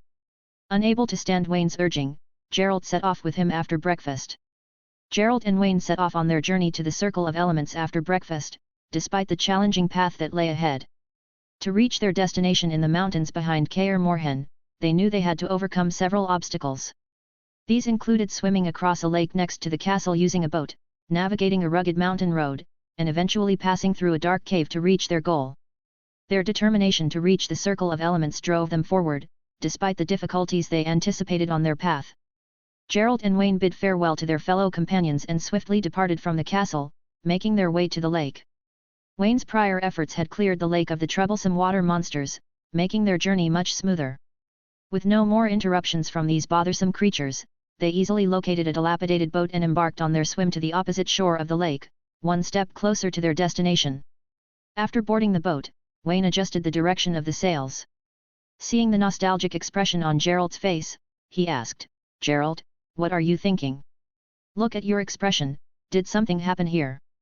Hearing the words, the white wolf stretched out his hand to touch the lake water, his expression dazed for a few seconds, and then he showed a bitter smile and said, "It reminds me of something from the past. Wayne, Kaer Morhen has fewer and fewer apprentices now, and many of the previous rules have been abandoned, so you haven't experienced it. When I became a Witcher, the trial of green grass would take away more than 50% of the lives of apprentice Witchers. And even if we have passed the grass trial and completed the basic training, we still have to accept the final trial. The path we are taking now is the path of the last trial." Geralt raised his head, looked into Wayne's eyes, and said with some regret, "At the beginning, there were a total of 8 apprentices who passed the green grass trial with me, but only 4 of them passed the final trial. And a year later, the other 2 died at the hands of other monsters, leaving only me and Eskel. Wayne's silence spoke volumes about the grim reality of being a witcher. As Geralt's words sunk in, he considered the numbers. More than 20 children had started their training alongside Geralt, and yet less than 1/10 of them had survived to become witchers. The odds of survival in their line of work were indeed grim, highlighting the harsh and unforgiving nature of the path they had chosen. The conversation between Geralt and Wayne underscored the harsh reality of their profession as witchers. It served as a stark reminder that the life of a witcher was far from glamorous and came with significant personal sacrifices and a high price to pay. After sailing on the lake for approximately half an hour without any mishaps, Geralt and Wayne appeared to be making good progress on their journey. However, their luck took a turn for the worse as they disembarked from the boat on the other side of the lake. There, they were suddenly confronted by a group of about a dozen harpy birds, who wasted no time in launching an attack on the two witchers. Seeing the group of monsters attacking from the sky, Geralt put a Quen seal on himself. Without saying a word, and took the lead in rushing forward with his sword. In the face of the harpy bird attack, Geralt displayed his combat skills by deftly dodging and using his silver sword to fend off the creatures. However, the sheer number of harpy birds made the situation challenging, and Geralt began to appear somewhat overwhelmed. Wayne was not reckless. This was the first time he had seen a harpy bird, and it was also the first time he had encountered a flying monster. According to the description in the book, the harpy bird is a hybrid beast with a human face, beak, wings, and claws. It smells like carrion bird droppings. Their wings are quite flexible, allowing them to turn freely in the air. The attack method is similar to that of an eagle. Using the high speed brought by the dive, it uses the beak and claws to attack the enemy. However, because of their deformed body structure, once they land on the ground, they will appear very clumsy, and their combat effectiveness will drop sharply. Thinking of this, Wayne made a defensive posture with his sword in his right hand and pointed his left finger at a flying harpy bird in the air, and made a gesture of the sign of Axii. With the high-speed flow of magic power in his body, Wayne drew a magic circle with his left hand, and with a slight push, a flying harpy bird in the sky fell straight down, as if it had been hit by an electric current. It was about 10 meters above the ground, and fell from such a high altitude without any precautions, directly breaking its wings. The severe pain made its limbs writhe and struggle continuously on the ground. Without needing words, Geralt seized the opportunity and immediately rolled over to the side of the harpy bird. The sharp silver sword directly pierced its heart and easily eliminated the monster. Wayne immediately followed suit, releasing the Axii sign 8 times in a row, and successfully cooperated with Geralt to kill 8 harpy birds. Despite the harpy birds losing about half of their group to Geralt and Wayne's combined efforts, their low intelligence prevented them from understanding the concept of fear and escape. These creatures, driven by instinct and aggression, continued their relentless attack, undeterred by the loss of their comrades. Their determination to protect their territory and pursue their prey made them formidable adversaries, even in the face of adversity. The intense battle took a toll on Geralt, and despite his best efforts in blocking and rolling to evade the harpy bird's attacks, his physical strength was noticeably depleted. As a result, he could no longer maintain a 100% defensive stance. The constant attacks from the harpy birds had left several scars on his body and face, a testament to the ferocity of the battle and the challenges they faced in dealing with these formidable monsters. The physical toll of the fight emphasized the dangers of their profession and the need for constant vigilance in their line of work. Seeing this, Wayne no longer hesitated, and shouted to Geralt, "Geralt, come to me and attract all the monsters." When the White Wolf heard Wayne's shout, without hesitation, he immediately knocked away the sharp claws of a harpy attacking him with the hilt of his sword, and rolled neatly on his back, rolling towards Wayne. How could the remaining 7 or 8 harpy birds let go of the prey that was about to reach their mouths? Their barren brains did not think at all, and immediately flew towards Geralt. As the battle continued and the situation grew dire, Wayne's magical abilities came into play. He had prepared his Igniseal for the past 7 or 8 seconds, gathering a significant amount of magic power in his hands. When he saw that Geralt and the remaining harpy birds were within his attack range, Wayne shouted out. This marked a critical moment in the battle, as Wayne was about to unleash his Ignisign, a powerful and fiery magical attack that would affect the outcome of the confrontation. The combination of Geralt's combat skills and Wayne's magic promised to turn the tide in their favor. Get down! The magic power in his hand immediately spewed out towards the monster in the air. The LVL8 seal level can strengthen Wayne's spell power by 40%, and his Igni this time has almost condensed the mana of 7 or 8 ordinary seals. In an instant, a raging orange-red flame spewed out from Wayne's palm. It directly enveloped the sky about 10 meters ahead, enveloping the remaining 7 or 8 harpy birds. The raging flames raised the temperature of the surrounding air. Accompanied by the wailing of the monsters, the bodies of those harpy birds were all burned by the flames, and the outer skin and feathers were charred by the high temperature, turning into black and charred corpses, which fell from the sky. Geralt got up from the ground and looked at the scene in front of him in shock. The White Wolf had only seen such spell power in the hands of mages. He turned his head in disbelief and asked Wayne, "Are you sure you are casting the sign of Igni?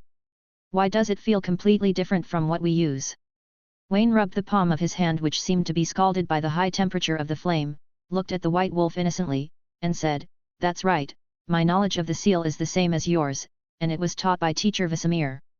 Maybe my talent is better than yours." When Geralt heard this, he took out a bottle of swallow potion and drank it speechlessly. Complaining, "It's not a problem that you are a little better than me, Wayne. Perhaps you should be a mage instead of a witcher fighting with a sword." Wayne spread his hands and reminded, "I've already become a witcher, what's the use of talking about it now? Why don't we go find the nests of these harpy birds? I've read that harpy birds like to collect shiny objects. There is a high probability that there will be gold coins, gems, or other valuables in their lairs."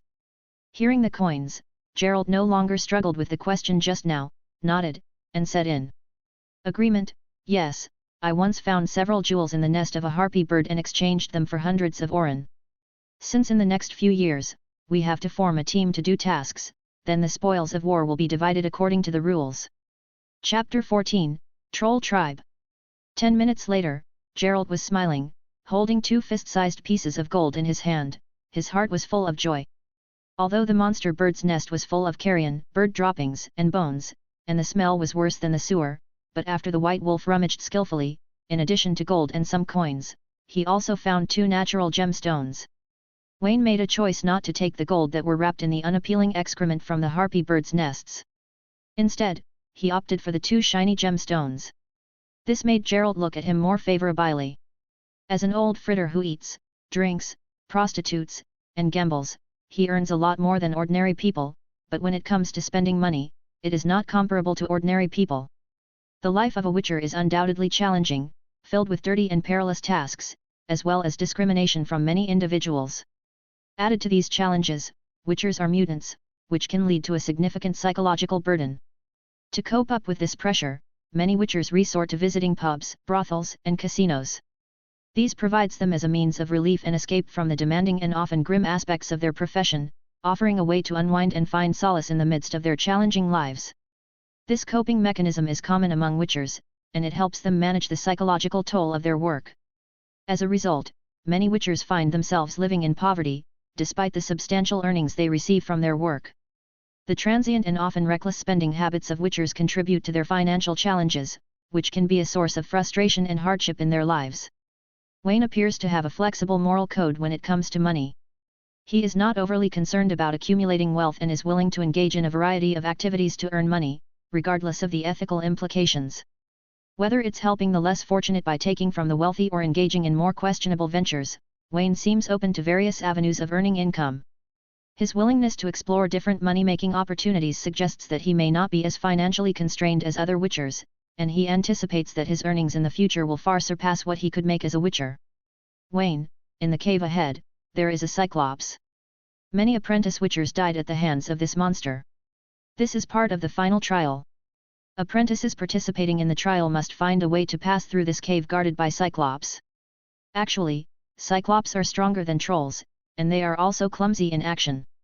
They usually spend most of their sleeping in the caves. As long as the apprentices are quiet enough not to make a sound, they can pass through that cave safely. Wayne nodded, thought for a while and said, "Then let's kill this cyclops this time."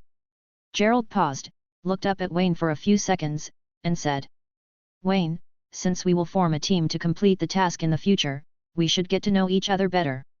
I believe that any being with a certain level of intelligence, regardless of whether they were humans or creatures like trolls, deserved consideration. As long as a monster with intelligence does not pose a direct threat to others, I will not take the initiative to harm. In this regard, I hope you will agree with me." Seeing the white wolf talking so openly, Wayne also showed a sincere smile and said, "You know Geralt, I'm a half-elf, a non-human race, and now I'm a monster in the eyes of others, a witcher. Don't worry, I'm more receptive to other intelligent creatures than you think." Hearing this, Geralt took a deep look and nodded towards Wayne, indicating his appreciation for Wayne's understanding and willingness to embrace other intelligent creatures. Geralt took out 2 bottles of Witcher potion from his pocket and handed of them to Wayne and said, "This is a cat potion that can enhance our dark vision and allow us to see things in the dark. Follow me, be careful, don't make any noise, let's sneak out of the cave quietly, let's not wake up the trolls." Wayne nodded. His agility was already higher than that of ordinary Witcher, and such a stealth mission would not trouble him. Soon, after drinking the cat potion, the two walked into the cave one after the other. As Geralt and Wayne advanced through the dark cave, Geralt's familiarity with the route was evident. He led Wayne cautiously along the cave wall. For 5 or 6 minutes, they moved quietly, trying not to make a sound. Along the way, the snoring sound they had been hearing continued to grow louder. Despite the mysterious and potentially unsettling nature of the snoring noises, Geralt remained focused on their mission and didn't investigate the source of the sound. Instead, he pressed forward, guiding Wayne along the cave wall for another 5 minutes until they finally reached the exit. Curiosity got the better of Wayne as they prepared to leave the cave, prompting him to turn his head and take a look at the source of the snoring. He saw an ugly giant 4 to 5 meters long with a huge wooden tree trunk, lying on a flat ground, wearing only crude animal skins, with one hand covering his navel and the other stuffed into his trouser pocket, snoring comfortably and sleeping sound, plus. After watching for a few seconds, Wayne followed Geralt out of the cave, and when his eyes adjusted to the sunlight outside, a strange scene appeared before his eyes. On a flat ground tens of meters away from them, 5 tall, strange creatures made of boulders were sitting around a cauldron, playing while eating food, and even heard some strange singing, as if they were holding a celebration. They were ugly in appearance, and their movements were a little slow, each of them looked like a big fat man who was drunk. Although the words he spoke were stuttering and hard to hear clearly, they could be sure to be human language. Geralt, who was walking in front, turned his head and made a gesture at him, and said in a low voice, "This is a tribe of trolls. They belong to monsters that can barely communicate, and they are regarded as intelligent races. Let me negotiate with them. This group of trolls have lived here for hundreds of years, and they are quite familiar with us, the Witchers. Let's try not to conflict. There are a lot of them. If we fight, we might be injured." Chapter 15. Chapter 15. The trolls were incredibly clumsy. Wayne and Geralt were tailing them without making any effort to conceal themselves. Unbeknownst to Wayne and Geralt, they remained oblivious to the presence of an approaching individual until that person drew within a mere 10 meters of the troll group. In the group of trolls, the largest one, with stone armor adorned in green moss, was busy stirring an unknown substance in a cauldron using a wooden stick. After a brief moment of surprise, he stood up and shouted to his companions, "Surround them." When the troll shouted, 5 formidable trolls quickly dashed over and encircled both Geralt and Wayne.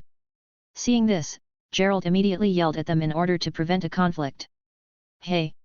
Take it easy, we're not here to fight." Upon hearing those words, the larger troll tilted his head and remained momentarily bewildered. Instead of allowing his companion to launch an attack, he began speaking in sporadic intervals and said, "Witchers, kill monsters, 2 people, 6 trolls, I'm not afraid of you." Geralt raised his hands to indicate that he was unarmed, then looked at the steaming cauldron behind the trolls, and said, "We are going to the circle of elements on the mountain. We are just passing by. We are not here to harm you." However, how could the brain circuits of these trolls be the same as ordinary people? The biggest troll suddenly said, "Here, the mountain of trolls, Witcher, cannot enter. Unless, give us, the toll." Upon hearing those words, Geralt gently patted his head and fell into a brief silence. Afterward, he inquired, "What kind of toll do you seek?"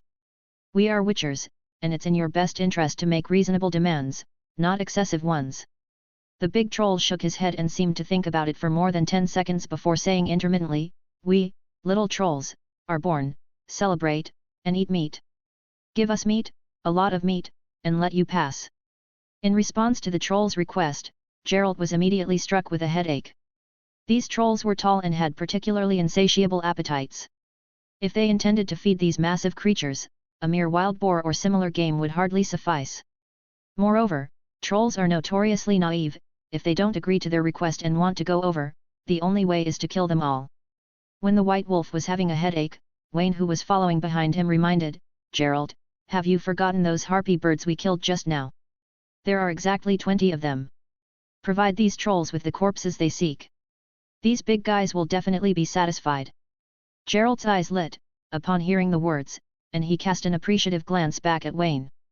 He then addressed the leading troll, saying, "I've gathered a substantial amount of meat in one location. If you and a few trolls accompany me, we can transport it back together. There's a huge amount of meat there, more than enough to satisfy all of you." Upon hearing the prospect of an all-you-can-eat meat feast, the leading troll couldn't contain his excitement and let out a triumphant roar. Without hesitation, he bellowed to his comrades, "Follow the Witcher, go get the meat, come back, celebrate." In response to their leader's shout, the trolls who had encircled Geralt and Wayne raised their hands and cheered. They began to dance, despite their massive size, resembling a group of children weighing hundreds of kilograms.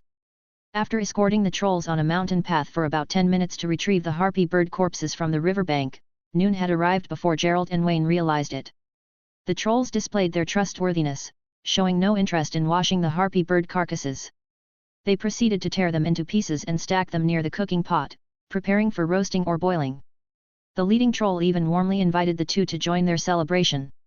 Certainly, Wayne and Geralt refrained from participating in the trolls' culinary activities. Instead, they continued their journey without pausing at the troll tribe, making their way directly to the circle of elements on the mountain. They arrived at a structure resembling a ruin. The city walls and the primary edifice had crumbled away, leaving behind only fragmented walls and a level gravel surface. Positioned near the cliff at the mountain's summit was a rectangular altar spanning approximately 10 square meters.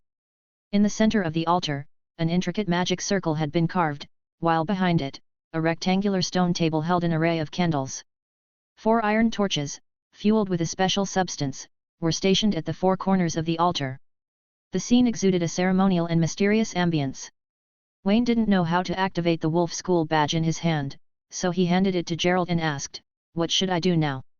Geralt put the badge in front of his eyes for a while, and walked up to the altar, saying, "The Circle of Elements is a node where magic power gathers, and it exists all over the world. However, their power is strong or weak according to the concentration of magic power. Only those powerful mages can use them. We Witchers can't sense magic power. All we can do is use them to recharge magic items." Geralt put Wayne's badge in the center of the stone table, then turned his head and waved to him, saying, "The magic circle here was carved by mages during the period of the Witcher Order. It is quite simple for us to activate this ring of elements. Just light the 4 torches around you in the order of the earth, air, water, flame, and the 4 elements. Use the sign of ignite to do it yourself." After knowing how to open the circle of elements, Wayne did not delay and walked to the center of the altar in a few steps. He first observed the patterns engraved on the 4 torches. They were all very common elemental icons, representing the 4 elements in the Witcher world. Then, according to Geralt's method, he lit the 4 torches one by one with the Igna sign. The moment all 4 torches were lit, even though the Witcher couldn't sense the fluctuation of magic power, Wayne still felt some invisible force converging towards the wolf school badge on the stone table. At the same time, the system in Wayne's brain also issued a prompting sound. When a high concentration magic energy node is detected, 3 ability points can be obtained by absorbing it. Note that if you choose to absorb, this energy node will be permanently destroyed, its spatial structure will be destroyed, and a dimensional crack will be formed. Please choose carefully. 3 ability points, permanent destruction, dimensional rift. Originally, Wayne was very excited when he heard that he could get 3 ability points, but when he heard the consequences of absorbing the magical energy here, he couldn't help hesitating. This is the circle of elements closest to Kaer Morhen. The distance is actually less than 1 kilometer. It is a precious legacy left by the mages for the Witchers during the period of the Order of the Witchers. If he destroys this place for these 3 ability points, not only will Kaer Morhen lose a powerful support forever, but he may also leave a troublesome mess because of the so-called dimensional rift. Besides, Geralt the White Wolf is by his side now, and absorbing the magic power of node is definitely not a small thing. If he absorbs the power of the node, it may even turn him against his companions from the wolf school. Weighing the pros and cons, Wayne sighed softly. Rabbits don't even eat grass by the side of their nests, so he can't ignore the consequences just because of a small profit in front of him. Just like what Geralt said, the circle of elements are scattered all over the world. In the future, as long as he spends his time looking for them, he will definitely find other circles of elements. Chapter 16, Going Down the Mountain. Just when Wayne was thinking about whether to absorb this circle of elements, the badge of the wolf school on the stone table has been charged with magic. It looks the same as before, but if you look closely, you will find that the surface of this badge has been covered with a layer of strange luster that is faintly visible to the naked eye. Geralt extended his hand towards the badge resting on the stone table, studying it intently before offering it to Wayne. Displaying a sense of relief, he descended from the altar and said, "Here, take it. Let's go, it's time to go back to the castle. I encountered a lot of things today, and there was a battle, which left me reeking of monster stench." Wayne nodded, looked back at the circle of elements with nostalgia, and sighed quietly in his heart. He put the badge on his chest, followed Geralt's pace a few steps, and said, "In my fishing trap, there should be a harvest. Let's gather some mushrooms from the forest and check if we can catch a few rabbits or deer. However, the wine supply in the warehouse is running low. With over a month remaining until spring, we can no longer indulge in unrestricted drinking as we did before." As winter transitioned into spring, Wayne, in the midst of preparing to descend the mountain, found himself on the verge of the spring of 1250. Kaer Morhen is located in the Blue Mountains, situated in the northeast of the Northern Kingdom and belonging to the Kingdom of Quen. Despite the fact that the snow hasn't fully melted, the current weather remains bitterly cold. However, the Witchers, who have spent the entire winter within the castle, now must embark on a new journey, running for their lives. Eskel and Lambert have already set off a few days earlier. They are going to the free city of Novigrad in the north this year to see if they can find a commission. Now only Vesemir, Wayne, and Geralt were left in the castle. Today, Wayne and Geralt are making preparations to depart from Kaer Morhen, embarking on a journey towards the northern kingdoms. As Wayne readies himself for departure, the elder Witcher Vesemir, though silent, bears the demeanor of an old man watching his child venture far away. In a gesture of care, Vesemir not only equipped Wayne with a new set of wolf-style Witcher armor but also ensured he had a high-quality steel sword at his side. According to the old man, this is a steel sword he replaced when he was young. It is mixed with a lot of precious metals, and it is a good weapon. It's just a memento now, it might as well be handed over to Wayne for use. As for the silver sword and horse, these two things were too expensive. Even if Vesemir had some savings, his financial resources were insufficient. He had to work hard to prepare one for Wayne in advance. At the castle gate, Geralt led a grey mare, observing Wayne and Vesemir engaged in conversation with keen interest. The old Witcher patted Wayne on the shoulder, and said earnestly, "Wayne, once you descend the mountain, you must act cautiously and avoid entanglement in the conspiracies among nobles or nations. We Witchers must uphold the principle of neutrality, and we must not favor any one force. I have confidence in your talent and strength, but you are still young. You have to remember that sometimes, a human heart is more sinister than a ghost, and a villain is more vicious than a monster. Don't trust outsiders easily, be careful of the knife coming from behind." Listening to Vesemir's instructive advice, Wayne couldn't help but feel a warm current in his heart. Throughout the 2 years he spent at Kaer Morhen with Vesemir, he sensed the old man's sincere care and wholehearted teachings, making Vesemir almost the closest person to him in this world. Although there is no blood relationship between them, the old Witcher played the role of an elder, loving and protecting his younger generation. Wayne stepped forward, embracing Vesemir gently, and expressed his sincere gratitude. "Please rest assured, teacher, I will learn from Geralt and become an excellent Witcher." Unexpectedly, after hearing what Wayne said, Vesemir said with a straight face, "You just need to learn how to deal with all kinds of monsters. Gambling, whoring, spending money and other bad habits will harm you instead." Upon hearing the old Witcher's words, Wayne couldn't help but burst into laughter. He turned his head, catching a glimpse of Geralt wearing a bitter expression, and said, "I understand, teacher. It's getting late, we need to start early. Otherwise, we might end up spending the night in the forest." Vesemir patted Wayne's shoulder with some reluctance and said goodbye. "All right. Remember my words, don't trust others easily." Wayne nodded seriously again and then set off with Geralt under the watchful eyes of the old Witcher. The destination of this journey has not been determined yet, but the Witcher's goal is to take on commissions and earn gold coins. Their initial plan is to visit nearby villages, checking for any monsters that need to be dealt with while gathering war information along the way. Based on past experience, whenever there's been a war with casualties, those corpses tend to attract a large number of monsters. This poses a threat to nearby humans, drawing danger towards them. In the absence of a war, the Witchers plan to head to the major cities in the north to explore opportunities. The abundance of wealthy individuals and intricate relationships makes it easier for them to find jobs in such places. However, as a newly minted Witcher, Wayne recognized the need to save more money for purchasing essential equipment like a mount and a silver sword. These are crucial tools for a Witcher, and they don't come cheap. It might take a considerable amount of time to accumulate the necessary funds. Of course, this was Geralt's idea, but he didn't know that Wayne was richer than he imagined. Over the course of these 2 years, Wayne's system has accumulated a professional-level treasure chest and more than 500 ordinary-level treasure chests that remain untouched. Each treasure chest holds a quantity of coins, and the combined total is likely to be quite considerable. Nevertheless, Wayne was aware that the money essentially appeared out of thin air. If Geralt had been by his side throughout, explaining the sudden acquisition of such a huge sum would prove challenging. Therefore, he had to find an opportunity to distract Geralt for a while and find an excuse for his gains. However, this is something to think about after leaving Kaer Morhen. Under the watchful gaze of the old Witcher, Wayne trailed behind Geralt, guiding the mare laden with luggage, swiftly vanishing into the depths of the forest. Chapter 17, Quen Troubles. Leaving Kaer Morhen Castle, Wayne followed Geralt, and it took 3 full days to cross the cold and rugged Blue Mountains and enter the territory of the Quen Kingdom. Wayne found himself camping in the wild for the first time, a departure from his usual Witcher routine in more civilized settings. The cold weather and harsh, dirty environment proved challenging for the Way, accustomed to a life of comfort and sophistication. Thanks to the hidden haven established by Geralt and his companions in the mountains over the years, coupled with a significant reduction in the number of monsters in the forest during winter, they were able to safely traverse the well-explored route to the Blue Mountains. However, when he and Geralt were in the midst of planning to search for missions in the villages of the Quen Kingdom along the way, they were confronted by the harshness of reality.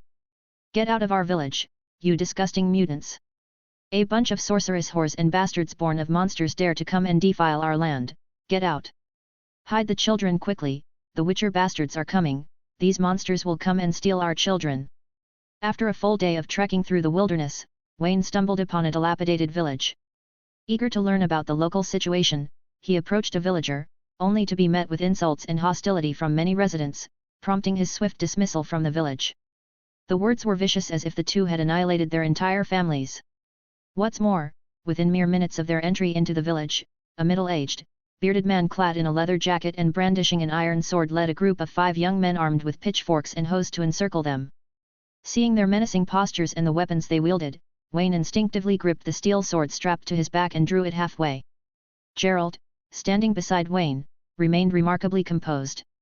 He reassured Wayne with a pat on the shoulder, signaling him not to be nervous. Stepping forward, Geralt approached the bearded man in the leather jacket and spoke in a deep, steady voice.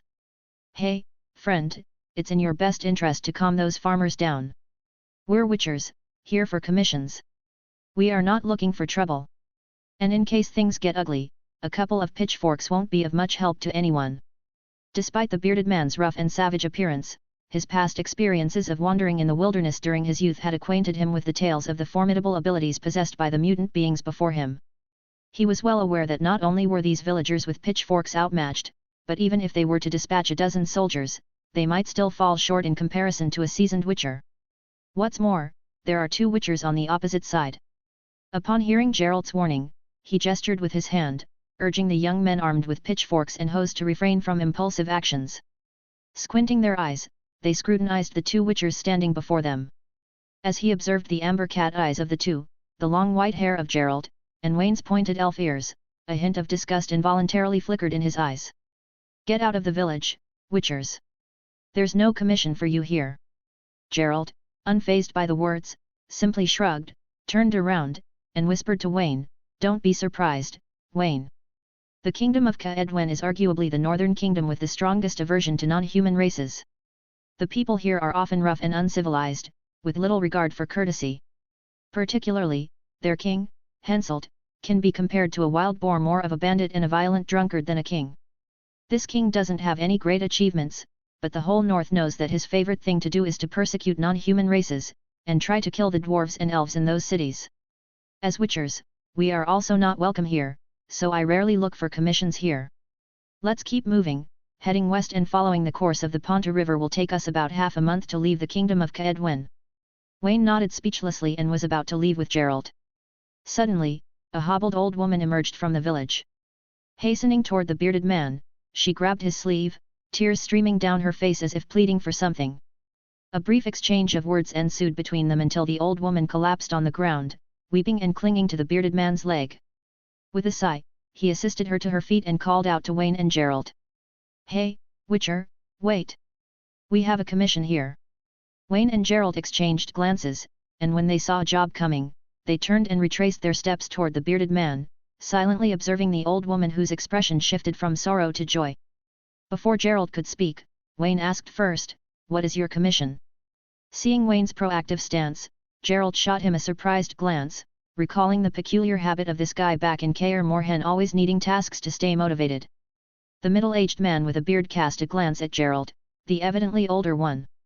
Not detecting any objection, he shifted his gaze to Wayne, who appeared much younger and spoke in a gruff voice.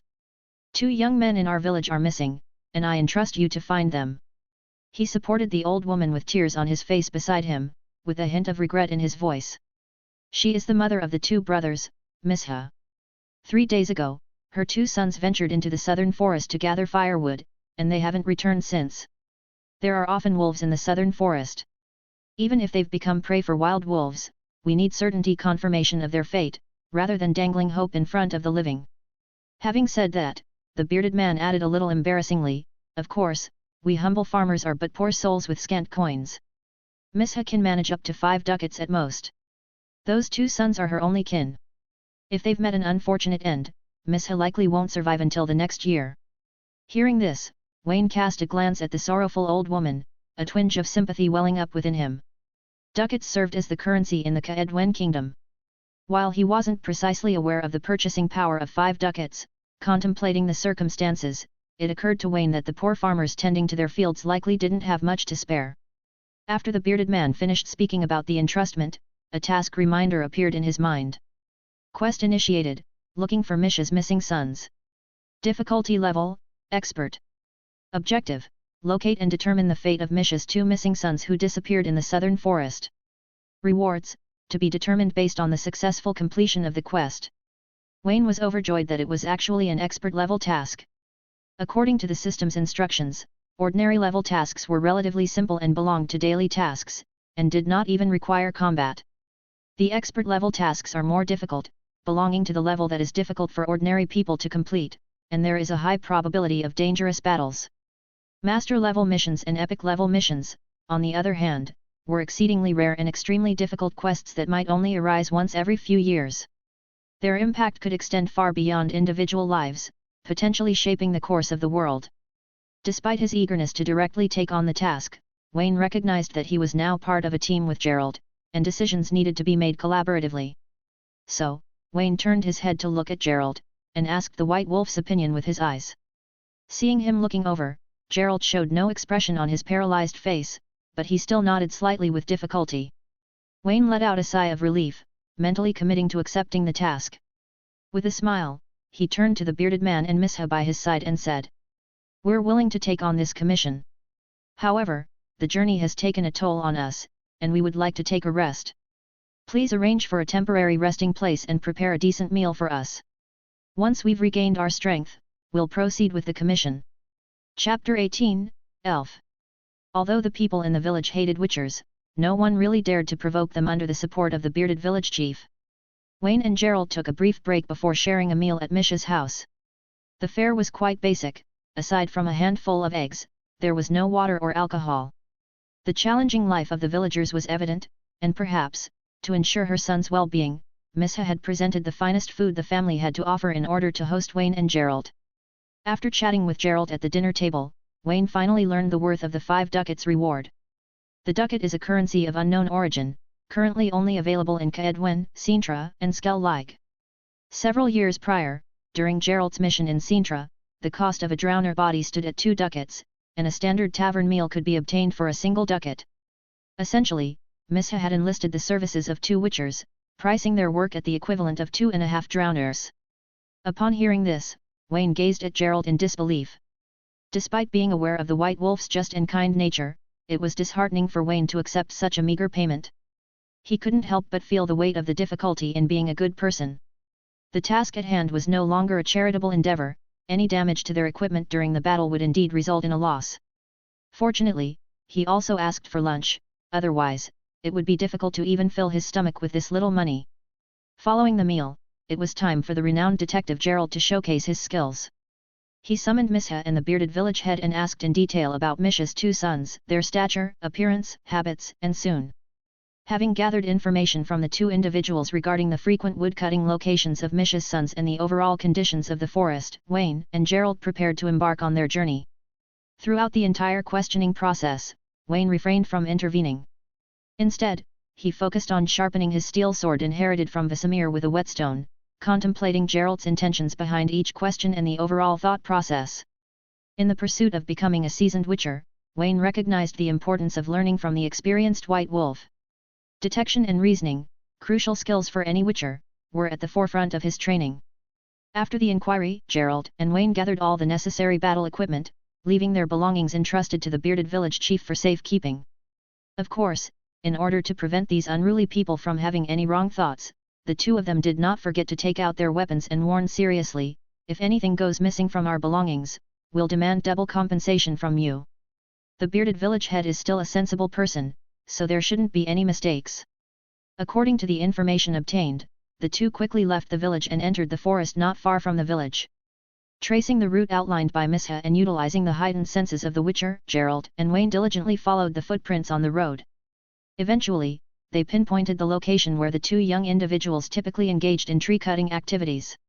It was early spring at this time, and the kingdom of Kaer Morhen was located in the northeast of the northern countries, and the temperature was colder than that of several other countries. In this untouched forest, human footprints stood out distinctly. While following the trail, Geralt imparted his investigative skills to Wayne unreservedly through dictation. Wayne practiced while learning, and finally spent more than half an hour before they found 2 bundles of firewood and an axe covered by weeds in an inconspicuous grass. "It should be here." Geralt ran his fingers across his stubble-covered chin, contemplating.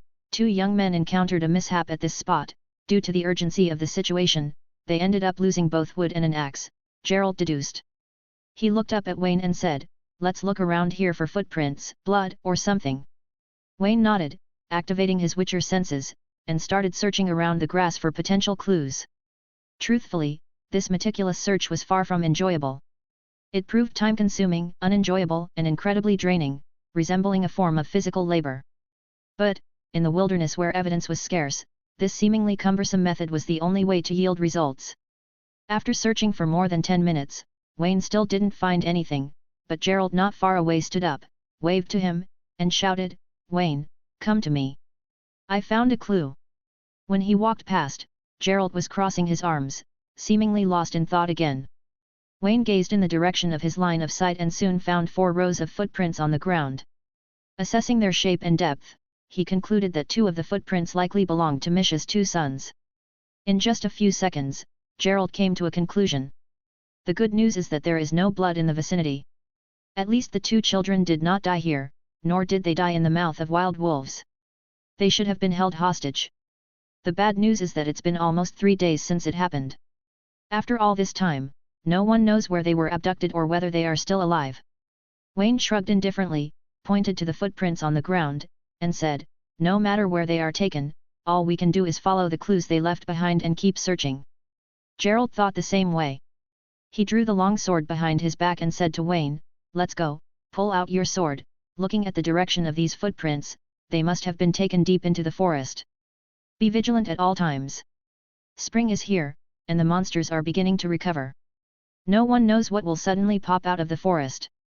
Time passed quickly, and dusk arrived in the blink of an eye. Although the environment in the forest is extremely complicated, it proved manageable for 2 seasoned witchers with heightened senses. Wayne and Geralt operated in coordination, with one tracking the footprints and the other on guard duty as they advanced together. After navigating the forest for approximately 2 hours, overcoming numerous obstacles, Wayne and Geralt eventually arrived at a concealed cave hidden behind a large tree, well hidden from view. However, just as they approached the cave, several wooden bows and arrows were suddenly released from behind the giant tree near the entrance. With precision, the arrows struck their intended targets along the path Wayne and Geralt were traversing. Without hesitation, Wayne swiftly erected a protective layer of Quen shield around himself, and his steel sword assumed a defensive stance. Meanwhile, Geralt opted for a more direct approach.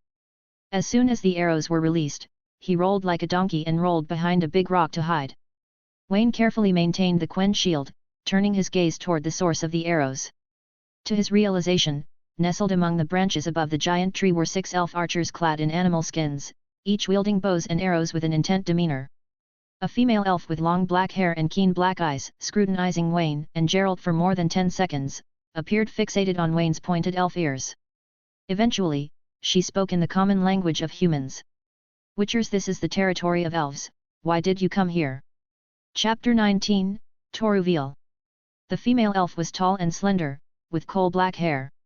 The fluffy black hair was loosely scattered on the shoulders, and a thin braid was tied at each temple. She was wearing a green satin jacket with a loose leather vest over it, sheepskin-tight trousers on her lower body, riding boots, and a colorful silk scarf around her waist, covering most of her thighs. Her eyelashes were long, her skin was unusually pale, and her lips were chapped. She wore a necklace wound several times around her neck, the beads of which were made of carved gold and birch, and the string was strong thin leather cord. On the whole, it looks like a heroic female warrior. The black-haired female elf instantly raised her voice and asked loudly, seeing that the 2 witchers did not speak, "Tell me, witchers, what is the purpose of you coming here?" Following her shouting, the elf archers on the trees also raised their bows and arrows in a demonstrative manner. Wayne cast a glance at Geralt. Observing the white wolf's stern face, seemingly unwilling to speak, Wayne took the initiative, stepping forward and addressing the female elf. "We traced our steps and arrived here in search of 2 young individuals who got lost while chopping firewood," Wayne explained. "Their mother, who assigned us this mission, desires their safe return." "Searching for someone?" The female elf pondered on this for a moment. After a few seconds, she seized a hemp rope, swung it gracefully from a branch, and approached Wayne. Standing 7 or 8 meters away, she gazed at his pointed ears and suddenly inquired. "You're an elf as well, aren't you? You must be well aware of how our non-human race is treated in the kingdom of Quen. Why would you assist those humans in their endeavors?" Upon hearing the words, Wayne's expression remained unchanged. He maintained a composed demeanor and responded, "Yes, I am part Elven, and a half-elf. But I'm also a witcher. We witchers adhere to the principle of neutrality, we abstain from involvement in the conflicts between factions and do not favor any particular side." When the female elf heard the words, a mocking smile appeared on her face, and she said indignantly, "You may choose to remain neutral, but troublemakers won't spare you just for that," the female elf warned. "Many of our kind didn't resist, believing in the notion of coexisting peacefully with humans, only to end up with their bodies hanging from trees or devoured by wild dogs. Humans are selfish and despicable. They harbor no tolerance for any non-human race. You should be well aware of how many elves have perished under their massacres." The female elf didn't anticipate her words having an impact, and the witchers before her remained unresponsive. She sought only to manage the anger within her. After expressing herself, the female elf suppressed the fury on her face and spoke with a resolute demeanor. "My name is Toruviel, and I am the leader of these elves and dwarves. The 2 people you are looking for are our prisoners. But I will not hand over the captives to you for no reason. You can either go to war with us and save them back, or you can help us with a little work, and when we trust you enough, we will let go of those 2 humans." Wayne frowned immediately when he heard the words. He had some impression of the name Toruviel. It appears that this female elf will emerge as one of the future senior officers of the Scoia'tael, serving as a central figure within the group. In the original plot, there are some minor narratives involving Geralt and Jaskier. However, Scoia'tael was not formally established until the first Nilfgaardian invasion more than 10 years later. The present non-human race hasn't formed an official resistance organization but exists as wandering soldiers. They are compelled to conceal themselves in the forest and wilderness, likely constituting a group of impoverished individuals persecuted by humans with nowhere else to turn. And according to Toruviel, does she also have commissions for them to complete? Wayne thought for a few seconds, then turned to Geralt and asked in a low voice, "Should we accept the commission from this group of elves as well?" Geralt shrugged and said indifferently, "However, as witchers, we must receive corresponding rewards, we cannot work for nothing." And, if possible, I hope you can release those 2 people now. Their mother has been waiting for 3 days, and if this prolongs, the old lady may succumb to excessive grief." Seeing the female elf showing an impatient look, Wayne quickly added, "But please rest assured that we will uphold our promises. The long-lived elves must have heard of the reputation of our witchers." Toruviel appeared to genuinely require the assistance of the witcher. She narrowed her eyes, fixed her gaze on Wayne, and after contemplating for more than 10 seconds, she spoke in a deep voice. "We can release the people first, but you must provide assurance. The 2 young men must not disclose our location. Furthermore, you can send your companion back alone, you must stay with us as a hostage." Wayne wasn't concerned that these non-human races might harbor ill feelings toward him. He simply aimed to seize an opportunity to divert Geralt's attention. Nodding with a smile, he said, "No problem, Toruviel, my name is Wayne. I suggest you leverage the safety of the village and their mother, Miss Ha, to intimidate the 2 young men. Being mere countrymen, they likely wouldn't dare to defy formidable fighters like yourselves." Upon hearing this, Toruviel cast a somewhat surprised gaze at Wayne, seemingly not anticipating that he would propose such a suggestion. Toruviel thought for a while, then suddenly turned her head and shouted to a male elf on the tree. Chapter 20, Elf Ruins. Watching Geralt leave with the 2 young men, Wayne actually felt a rare relief. It has been almost 2 years since he entered this world, and he consistently finds himself surrounded by people. Consequently, he is always compelled to conceal his abilities. "This is the first time I feel free." He turned to look at Toruviel beside him and, with some familiarity, said, "It's getting late now, Toruviel. Let's head to the place where you live and discuss about the commission. I'm still a little curious about how you lived in the cave." The female elf frowned upon hearing the words. Wayne's sudden familiarity left her somewhat puzzled. However, given the commission that needed to be handed over to the Witcher, she didn't dwell too much on it. After issuing a few instructions to the elf archers positioned in the trees, she directed them to maintain their concealment. Upon securing the entrance of the cave, she signaled Wayne to follow her, guiding them both into the cave. This cave resembles a stalactite cave, adorned with numerous conical stalactites hanging from its ceiling. Although the entrance is not sizable, the interior space proves to be quite expansive. Wayne followed Toruviel, and the female elf held a torch in her hand, which she had taken down near the cave entrance. With light seemingly emanating from nowhere, she turned around along the way, navigating a complex route like a maze. Finally, they reached a building akin to the underground ruins of elves, following an underground river that was more than 1 meter wide and passing through a massive, exquisite arch. The space here is expansive, and the structure resembles a banquet hall in a palace. 4 massive stone pillars connect the floor and ceiling, supporting a vast area. "This is where we live temporarily." Toruviel pointed to a direction in the hall where several bonfires were burning. Beside the bonfires, a dozen tents of various sizes had been erected. Some elves and dwarves were seated by the bonfire, taking a moment to rest, converse, and engage in various activities. Among them were men and women of different ages, encompassing both the old and the young. Clad in simple attire and bearing weary expressions, they appeared to be ordinary civilians. Wayne even noticed a few short halflings standing by an iron pot next to the campfire, diligently stirring a large spoon while preparing food. They are all people who have been persecuted by humans, having lost their relatives and been deprived of their property, rendering them unable to survive in the town. There was no expression on Toruviel's face, just a calm narrative. "We took them in, taught them to fight, taught them how to survive in the forest. But the king's soldiers are still hunting us down and trying to kill us all. We can't do anything but fight back." Listening to the female elf's narration, Wayne fell into a moment of silence.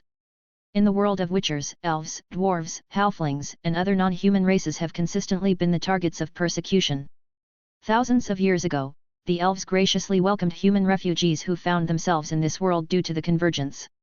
However, accompanying this race, there were successive cleansings and massacres.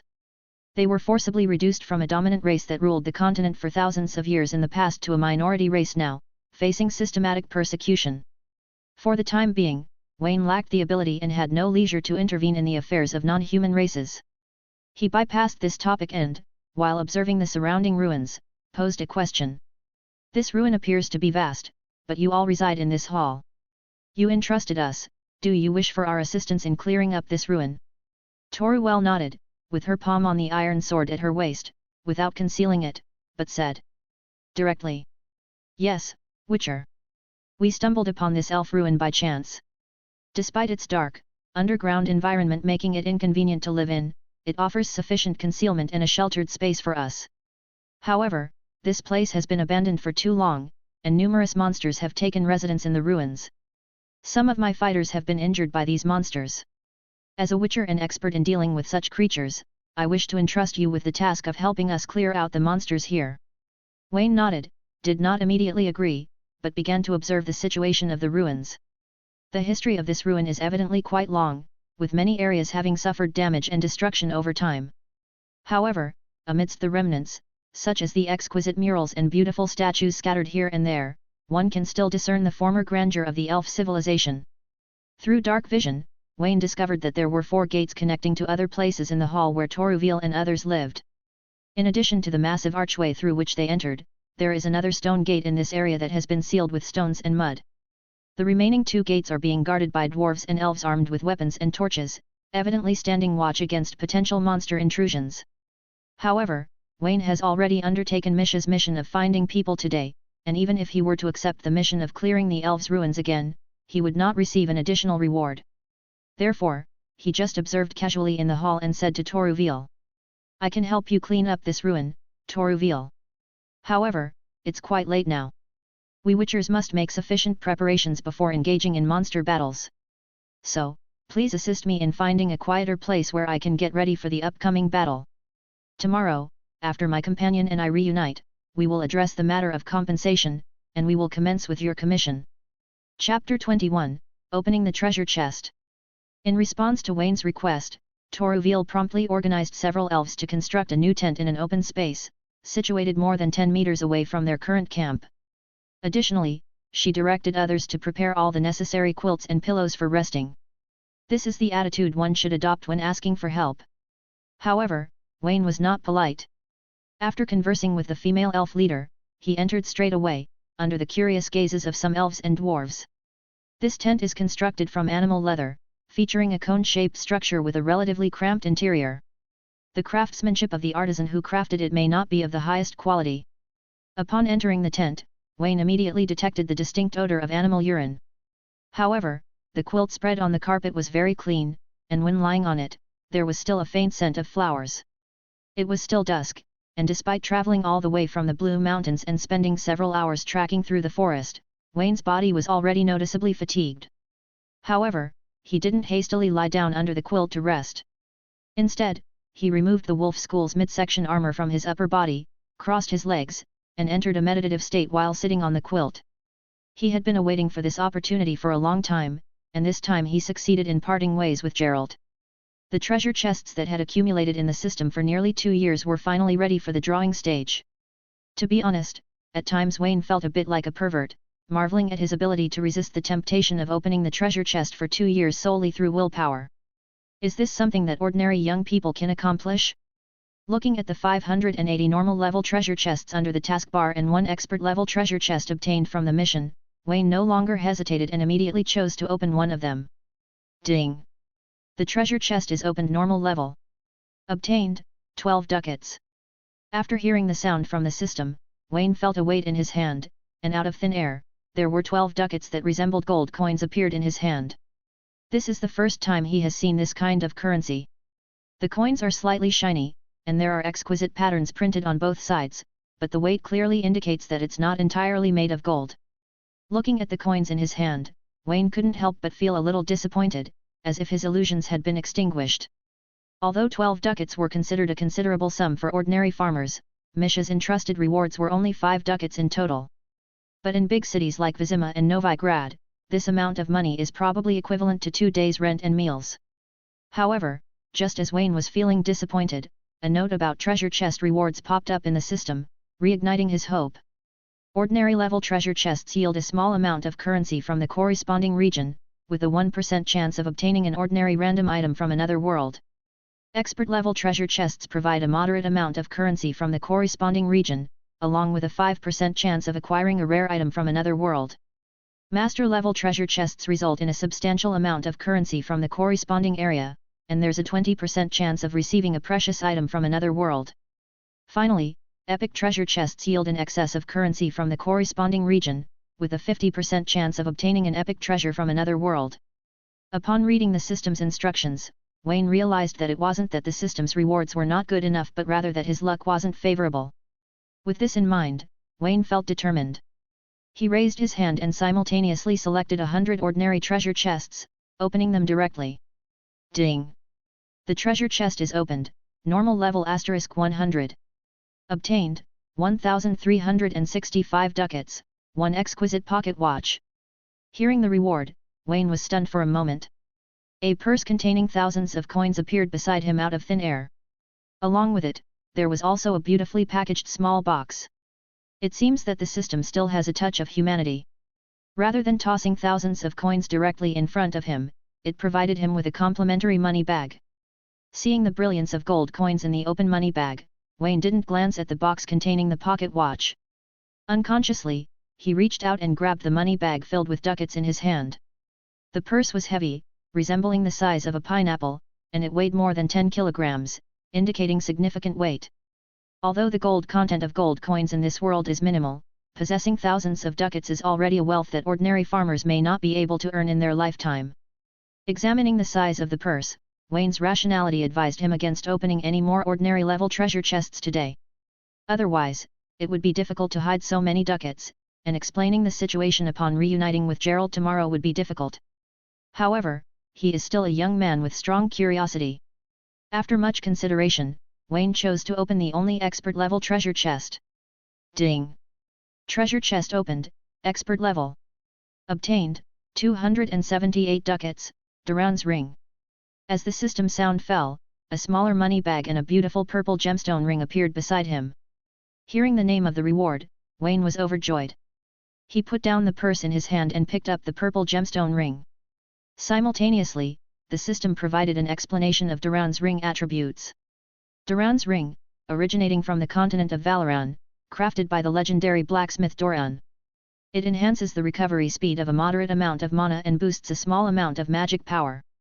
Additionally, every time an enemy is killed, a small amount of mana is immediately restored. Of course, Wayne is no stranger to this ring. It is the strongest starting equipment for mage heroes in the League of Legends game.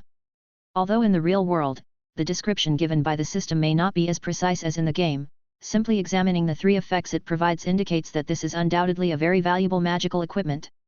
In Wayne's perspective, obtaining this Duran ring is more exhilarating than the over 1,000 ducats he acquired earlier.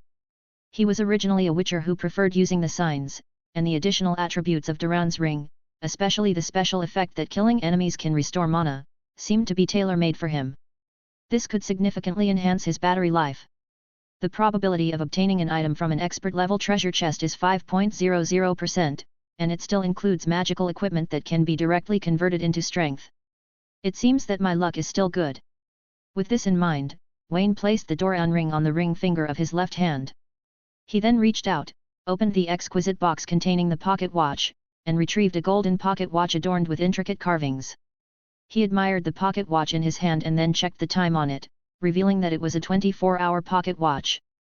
The pocket watch is a very useful tool, but Wayne isn't certain if the time in this world aligns with the 24-hour system displayed on the pocket watch. But upon reflection, even if it doesn't synchronize perfectly, it's still beneficial to use it as a timing tool. Contemplating this, Wayne couldn't resist stroking Duran's ring on his ring finger a few times. Sensing the enhanced attributes brought by this magical ring to his body, he gently closed his eyes and entered a state of meditation. I don't know if it's an illusion, but after donning Duran's ring, in his meditative state, Wayne senses that the mutant organs in his body appear to become more active. This increase is quite noticeable. Wayne estimates that the recovery speed of the magic power in his body has increased by about 1/3. This level of increase is sufficient for him to unleash the magic sign once or twice in a battle. This sensation of a rapid increase in strength brought joy to Wayne. He closed his eyes and meditated for more than 10 minutes when he suddenly heard footsteps approaching the tent from outside. After more than 10 seconds, the curtain of the tent was pulled open, and the leader of the elf woman, Toruviel, bent down and poked her head into the tent. She looked at him and said calmly, "Witcher, we have dinner ready. Would you like to join us?" Chapter 22, A Pact Beyond Neutrality. Toruviel was clad in a black padded jacket, complemented by a brown linen shirt underneath.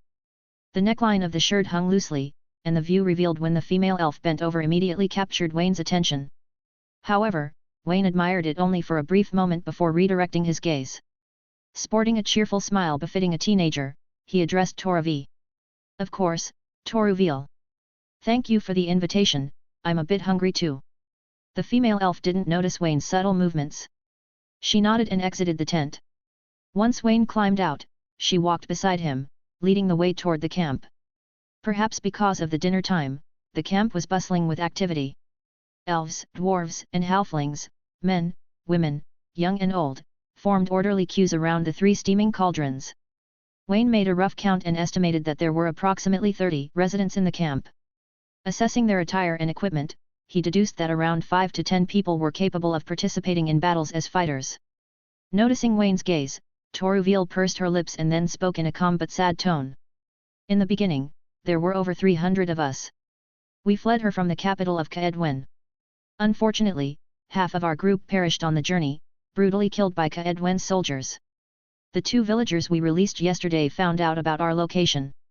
I can't be certain whether they'll inform us, so I've decided to treat them as prisoners and keep them confined. Wayne nodded in understanding.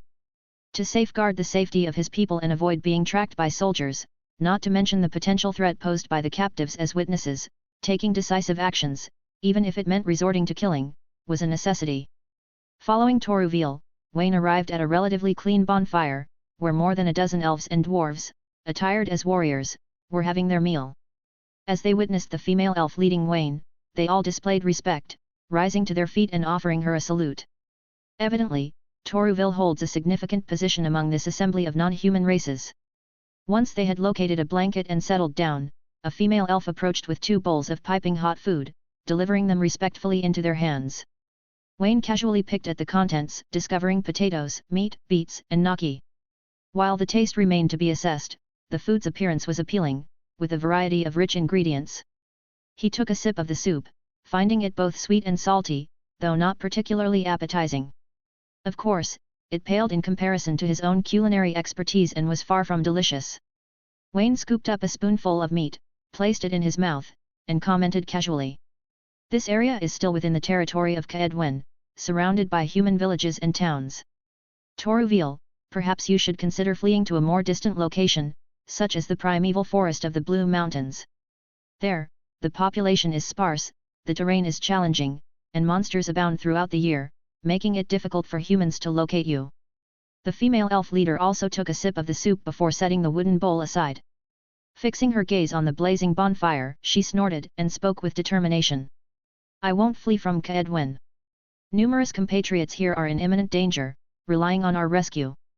Humans treat us like sheep, slaughtering us indiscriminately. Yet, I will make them understand that elves are not cowards. Faced with the sword, we will also wield one. Confronting death, we will meet it. No one can strip us of the right to live. Observing that the conversation had taken a heavy turn, Wayne sighed but spoke bluntly. There are too many humans, and their soldiers are well equipped and professionally trained for war. With very few fighters, it's impossible to defeat them in a direct confrontation. When faced with their siege, you might struggle to even defend yourselves.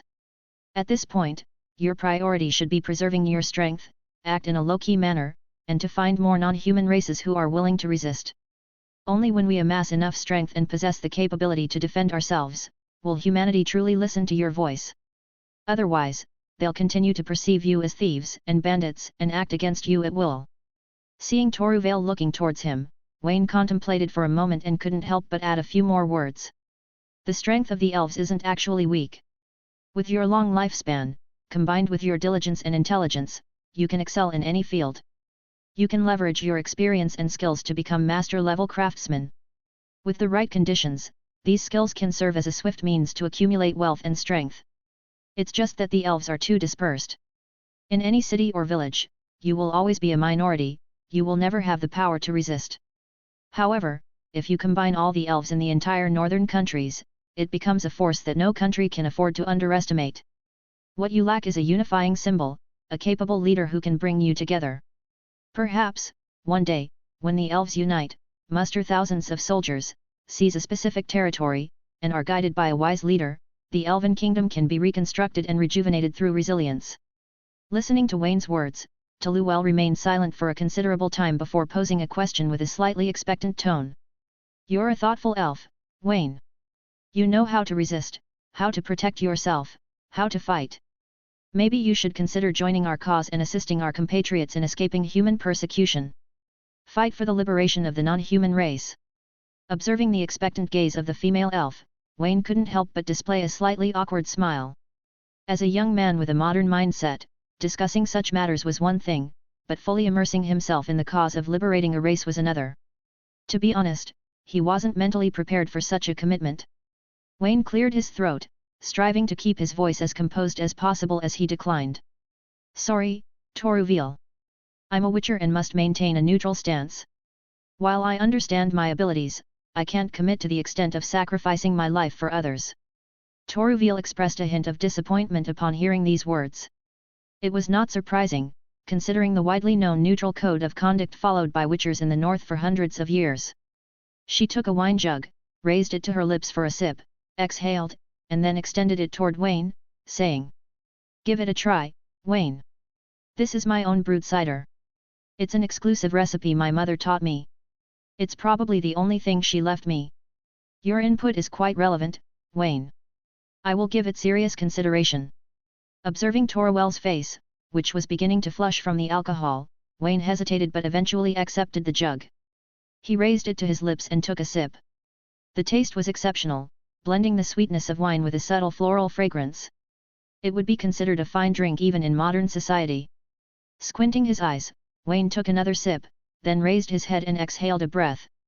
After a brief pause, he spoke to the female elf. "Toruviel, while witchers cannot join your cause, we are adversaries of all human societies. But we can be friends, and it's not out of the question to assist a friend in resolving a commission without compromising our neutrality principle." Chapter 23, Buying a Horse. The next morning, Wayne's first action upon waking was to access the mission system to verify the completion status of the previous assignment. The outcome was satisfactory. The system exhibited a degree of humanity in this regard. Even though he delegated the task's follow-up to Geralt, the mission of locating the individuals entrusted by Misha had been successfully accomplished. He got 45 experience points and an expert chest. The rewards for expert-level tasks are substantial, nearly equivalent to the experience rewards from completing 15 ordinary-level tasks. It is estimated that upon finishing the exploration of the ruins this time, Wayne's Witcher level will ascend to level 6, resulting in a slight improvement in his strength. Of course, expert-level tasks are quite difficult. For example, in this mission of finding people, if Wayne and Geralt had insisted on pursuing their own course and opted for forceful methods to take the two young individuals away, they would have clashed with races, inevitably leading to a significant battle. Rather than resolving the matter for the elves as it stands now, this attempt also sparked an interesting idea in Wayne's mind. Does his quest system only concentrate on the results of the quest, or does he have to actively participate and complete it himself? Can he recruit a few adventurers and delegate tasks to them, allowing them to work on his behalf to complete the quests while he supervises? Of course, Wayne is currently a fledgling novice witcher with no significant connections or wealth. It is too early to discuss such matters at this stage. When he possesses enough influence and strength in the future, Wayne is determined to explore this aspect, enhancing the system's convenience and accelerating its growth.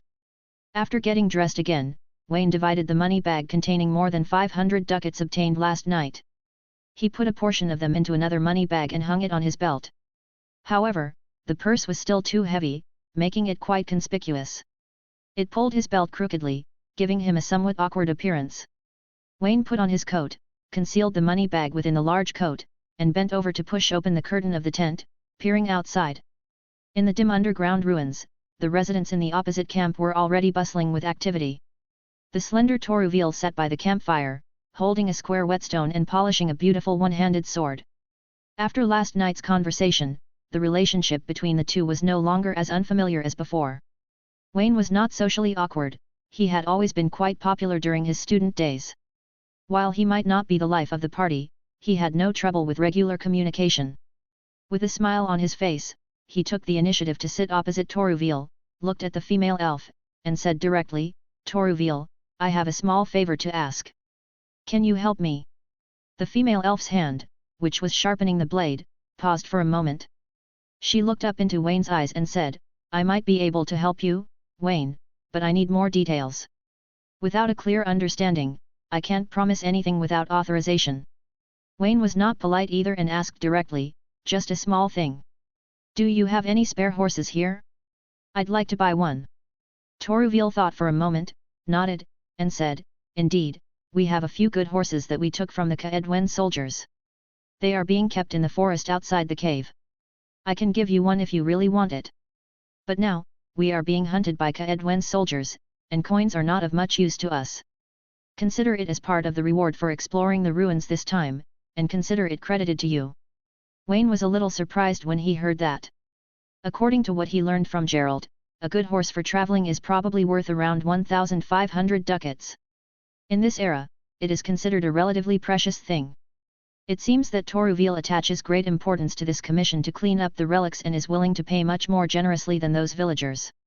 However, he is not a man who likes to take advantage of others in terms of material things. Instead of obtaining a horse for nothing, he prefers to earn it through the spoils in the elf ruins. Wayne reached out, took down the huge money bag hanging from his belt, and placed it in front of Toruviel, saying in a persuasive tone. No, Toruviel, you need money more than you think. There are a total of 1,000 ducats here, which should be the market price of horses in human towns. As for the role of money, Toruviel, you underestimate the power of money. Didn't you find it? In human society, money is almost omnipotent. It allows you to buy the supplies you need to survive in the city, it allows you to buy weapons and equipment needed for combat, it allows you to bribe those city guards, and rescue the non-human race compatriots in the prison. As long as you have enough wealth, you can even hire a mercenary army to help you defeat the armies of other kingdoms on the frontal battlefield. Just like the Kaer kingdom back then, it was precisely because they possessed huge wealth that many kingdoms that wanted to conquer it failed. Do you mean that with enough money, we can improve our current situation and better resist the persecution of Kaer Morhen and other human forces? But those human merchants, city guards, or mercenary legions cannot be trusted at all. They may not only defraud us of our coins but may even betray our whereabouts to the nobles. Many of our compatriots of non-human races here were betrayed by their neighbors and friends. Human beings are not to be trusted. Regarding this question, Wayne thinks that Toruviel's perspective was somewhat limited or her thinking was not broad enough. He extended his hand, took the whetstone from the elf, and drew the steel sword from his back. With careful precision, he polished the blade by the campfire, all the while expressing his thoughts. In such situations, there are actually numerous options available. Whether it involves transporting goods from a nation that harbors no animosity towards non-human races, seeking out a reliable merchant to procure supplies, or even exerting influence through coercion and enticement by manipulating a pawn, there are several effective methods. Furthermore, don't elves possess magic? You could commission them to create a magical item capable of concealing elven features, allowing you to disguise yourselves as humans and engage in commerce within the towns. There are numerous ways to accomplish a goal, it simply depends on whether you think of them or not. As Toruviel's eyes brightened, Wayne smiled and added, I'll be around during the cleanup of these ruins. If you have any matters or questions to be discussed, feel free to consult me. The elf leader heard the words, smiled back at Wayne, stood up, pointed to the exit of the cave, and said, Thank you, Wayne. During this time, I will ask you a lot. I've also accepted your money. Let's go outside and look at those horses. You can pick anyone you want. Chapter 24, Rendezvous. When Geralt awoke in Misha's living room, the sun had just crossed the Blue Mountains, casting its rays on the ground. The previous night, after resolving Misha's commission, he dealt with a few troublemakers looking to provoke him and rightfully received the reward from the bearded village chief who had attempted to delay the payment. The high-intensity exercises throughout the day left his body thoroughly exhausted, making it impossible for him to venture into the forest overnight to rendezvous with Wayne. However, driven by a sense of responsibility for his only Witcher apprentice in decades, the White Wolf seized the opportunity presented by the early spring cold wind and stealthily entered the forest just before dawn. However, after leading the mount and traversing the mountain road through the forest for 2 hours, his clothes and hair became saturated with the cold morning dew. His body shivered slightly from the chill. Upon reaching the vicinity of the cave he had discovered the previous day, the scene that unfolded left him utterly stupefied. Before him, Wayne, the boy who had given him so much concern the night before, strolled leisurely through the forest. He was accompanied by the enchanting female elf he had encountered the previous day. They were seated on a black steed, displaying an intimate demeanor. Adding to his irritation, that troublesome boy had one arm casually draped around the elf's slender waist, and the other hand confidently held the steed's reins.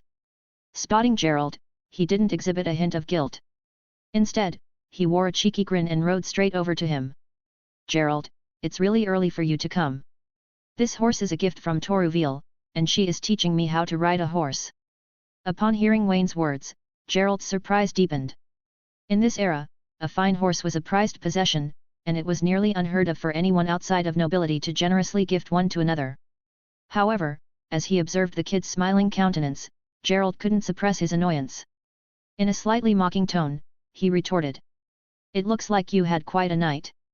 I bet it was much more enjoyable than my time at the farmer's house, where I was surrounded by the aroma of manure and feasting on bread." Over the course of a single night, his apprentice managed to build a positive rapport with the female elf leader before him and even received such a generous gift. There had to be an untold tale behind it all. With these thoughts, even the chill in the air was momentarily overlooked by him.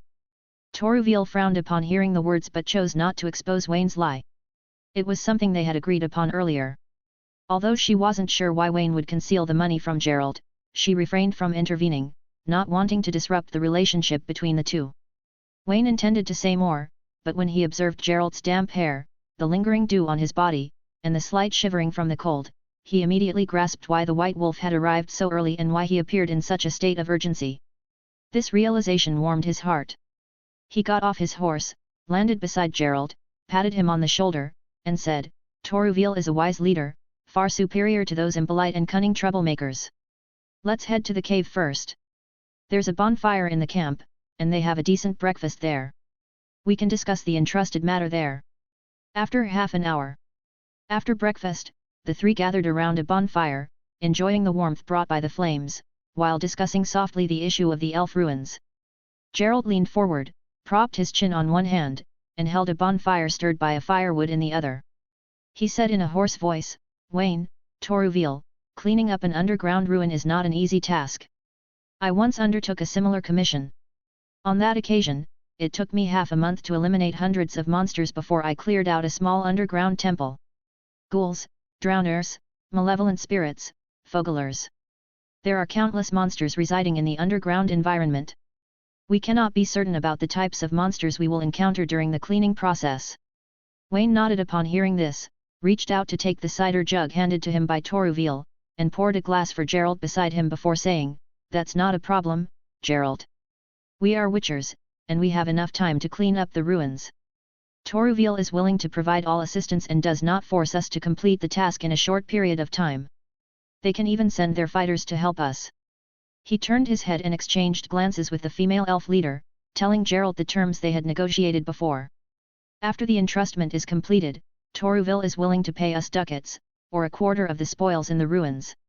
It's a substantial amount, enough to sustain us for a considerable period."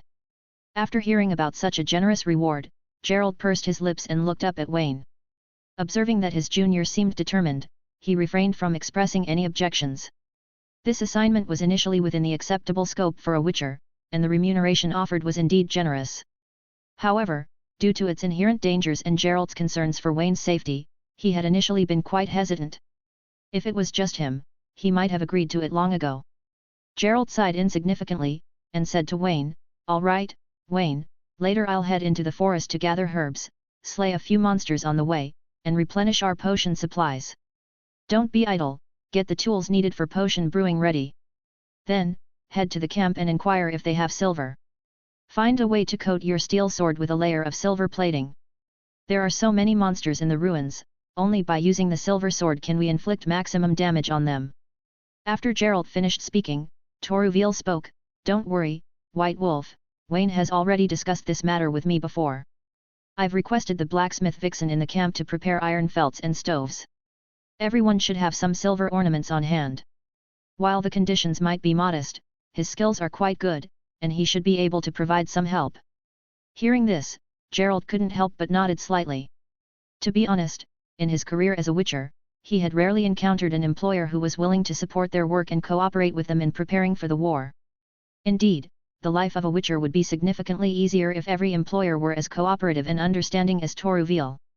The support and preparation offered by the elf leader demonstrated a level of consideration that was not always common in their line of work. In most cases, witchers had to contend with various challenges, ranging from uncooperative employers to hostile environments. Toruviel's approach, therefore, was a refreshing change for Wayne and Geralt. Geralt pursed his lips, tasted the delicious and sweet cider in his hand, and closed his eyes enjoying it. "Let's proceed with that plan, Wayne. Toruviel, let's take a break today and focus on making all the pre-war preparations. Tomorrow at dawn, we'll commence the task of cleaning up the ruins." Chapter 25, Explore. After discussing the details of exploring the ruins, Wayne and Geralt headed to the forest to gather the materials required for the potions. Wayne is still a novice in this field, and most of his experience has been with herbs and monsters around Kaer Morhen. For the rest, he relies on Geralt, an experienced witcher, to guide him through both theory and practice. Even though Wayne had gained a considerable amount of knowledge about monsters and herbs from books during his 2 years in Kaer Morhen, applying that knowledge was a different challenge altogether. While collecting herbs, the duo also scoured various terrains for signs of those monsters. Toruviel, having no specific task at hand, took the initiative to serve as their guide in the forest. It must be acknowledged that the elf race is highly adept at fighting in the forest. With their natural sensitivity and keen senses, and after undergoing specific training, they can become proficient archers. Toruviel, leading this group of non-human races, stands out as the strongest in terms of combat prowess. She excels not only as a skilled swordsman but also as a marksman with exceptional accuracy. The trio traversed through the forest, swiftly completing the designated collection task. Toruviel's impressive performance showcased the combat capabilities inherent in the non-human race, leaving Wayne with a newfound appreciation for their fighting potential. He was confident that he could deal with a dozen armed bandits at once, but he was not sure that he could face the same number of elves in the forest. Bows and arrows hidden in the dark are far more threatening than shining knives. Upon returning to the camp, Wayne, in high spirits, took charge of the cooking. He transformed the game they had hunted during their missions into a hearty pot of vegetable stew and various robust dishes, extending an invitation to everyone in the camp to savor the meal. Undoubtedly, Wayne's level 6 cooking skills, coupled with culinary knowledge from the modern Earth that was far beyond the Middle Ages, successfully conquered everyone's appetite. Even the usually indifferent to food taste female elf leader indulged in an extra bowl than usual. Taking advantage of this pleasant atmosphere, Toruviel decided to hold a small bonfire dinner. Men, women, young and old, representing various non-human races, gathered together. They laughed, enjoyed delicious food, drank fine wine, and shared their expectations for the future. This event significantly boosted the morale and cohesion of the entire camp. After a short period of joy, time soon came to the next day, and the commission to clean up the ruins officially began. There were 5 people in the team exploring the ruins this time. Alongside the 2 witchers, Wayne and Geralt, Toruviel also brought a male elf marksman and a dwarf warrior in heavy armor. Certainly, based on the discussions between the 2 parties, dealing with monsters is not suitable for ordinary individuals. Toruviel and her 2 fighters do not need to directly participate in the battle. They were only responsible for following Wayne and Geralt, handling the corpses of monsters, and preventing accidents. Geralt and Wayne were the main force in cleaning up the ruins. Before officially entering the ruins, they had to carry out a necessary preparatory measure exclusively for witchers. Geralt and Wayne sat cross-legged at the entrance of the ruins. In front of them, there were 5 types of glass bottles, numbering more than a dozen. These bottles contained witcher potions of various colors. Cat potion, thunder potion, swallow potion, tawny owl, and maribor forest. While mentioning the names, the white wolf pointed at the potions and explained to Wayne. "Remember their effects well. As for which ones to drink, Wayne, you can choose. But be mindful of your limits. I don't want to bury a body poisoned by potions before the battle even begins." After speaking, Geralt directly took a bottle of each of the 5 potions, as if he were drinking alcohol, and poured one into his mouth every half-minute. He then closed his eyes and entered a state of meditation. Being a witcher for more than 70 years, Geralt possessed the deepest mutation among all Wolf School witchers. He had the best physical talent and could withstand the strongest poisons. Drinking 5 bottles of potions at the same time wasn't even his limit. However, Wayne, sitting across from him, was different. He knew very well that without system blessing, his degree of mutation would probably be the most obvious among the existing Wolf School witchers. But in the past 2 years, he only drank 1 bottle of potion at most at a time. He was very self-aware of his poison resistance limit. 3 bottles of potion were his limit. After thinking about it, Wayne reached out and took away the cat potion, the swallow potion, and the tawny owl. These 3 potions can strengthen his dark vision, recovery ability, and the recovery speed of the magic power in his body respectively. In the dark environment of the underground ruins, the cat potion is a must, and the other 2 can strengthen his magical abilities. Considering his own situation, Wayne no longer hesitated, picked up the 3 bottles of potions, and poured them into his stomach while meditating. The taste of the potion is quite bad, most of it contains the body tissue of monsters, and the taste can only be described as indescribable. But dealing with monsters is too dangerous, and they may die if they are not careful. In order to improve the survival rate, witchers have to drink these terrible potions.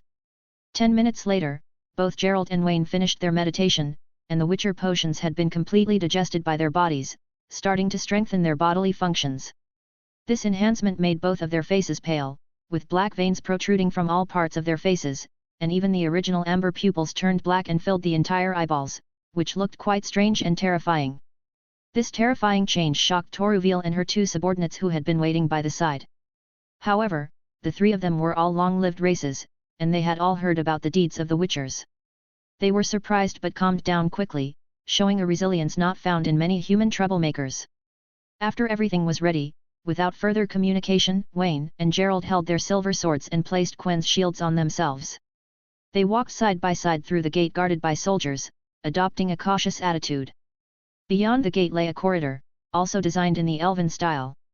The walls and ceiling were adorned with intricate carvings, but due to the passage of time, many sculptures showed noticeable signs of weathering, imparting a sense of the vicissitudes of history.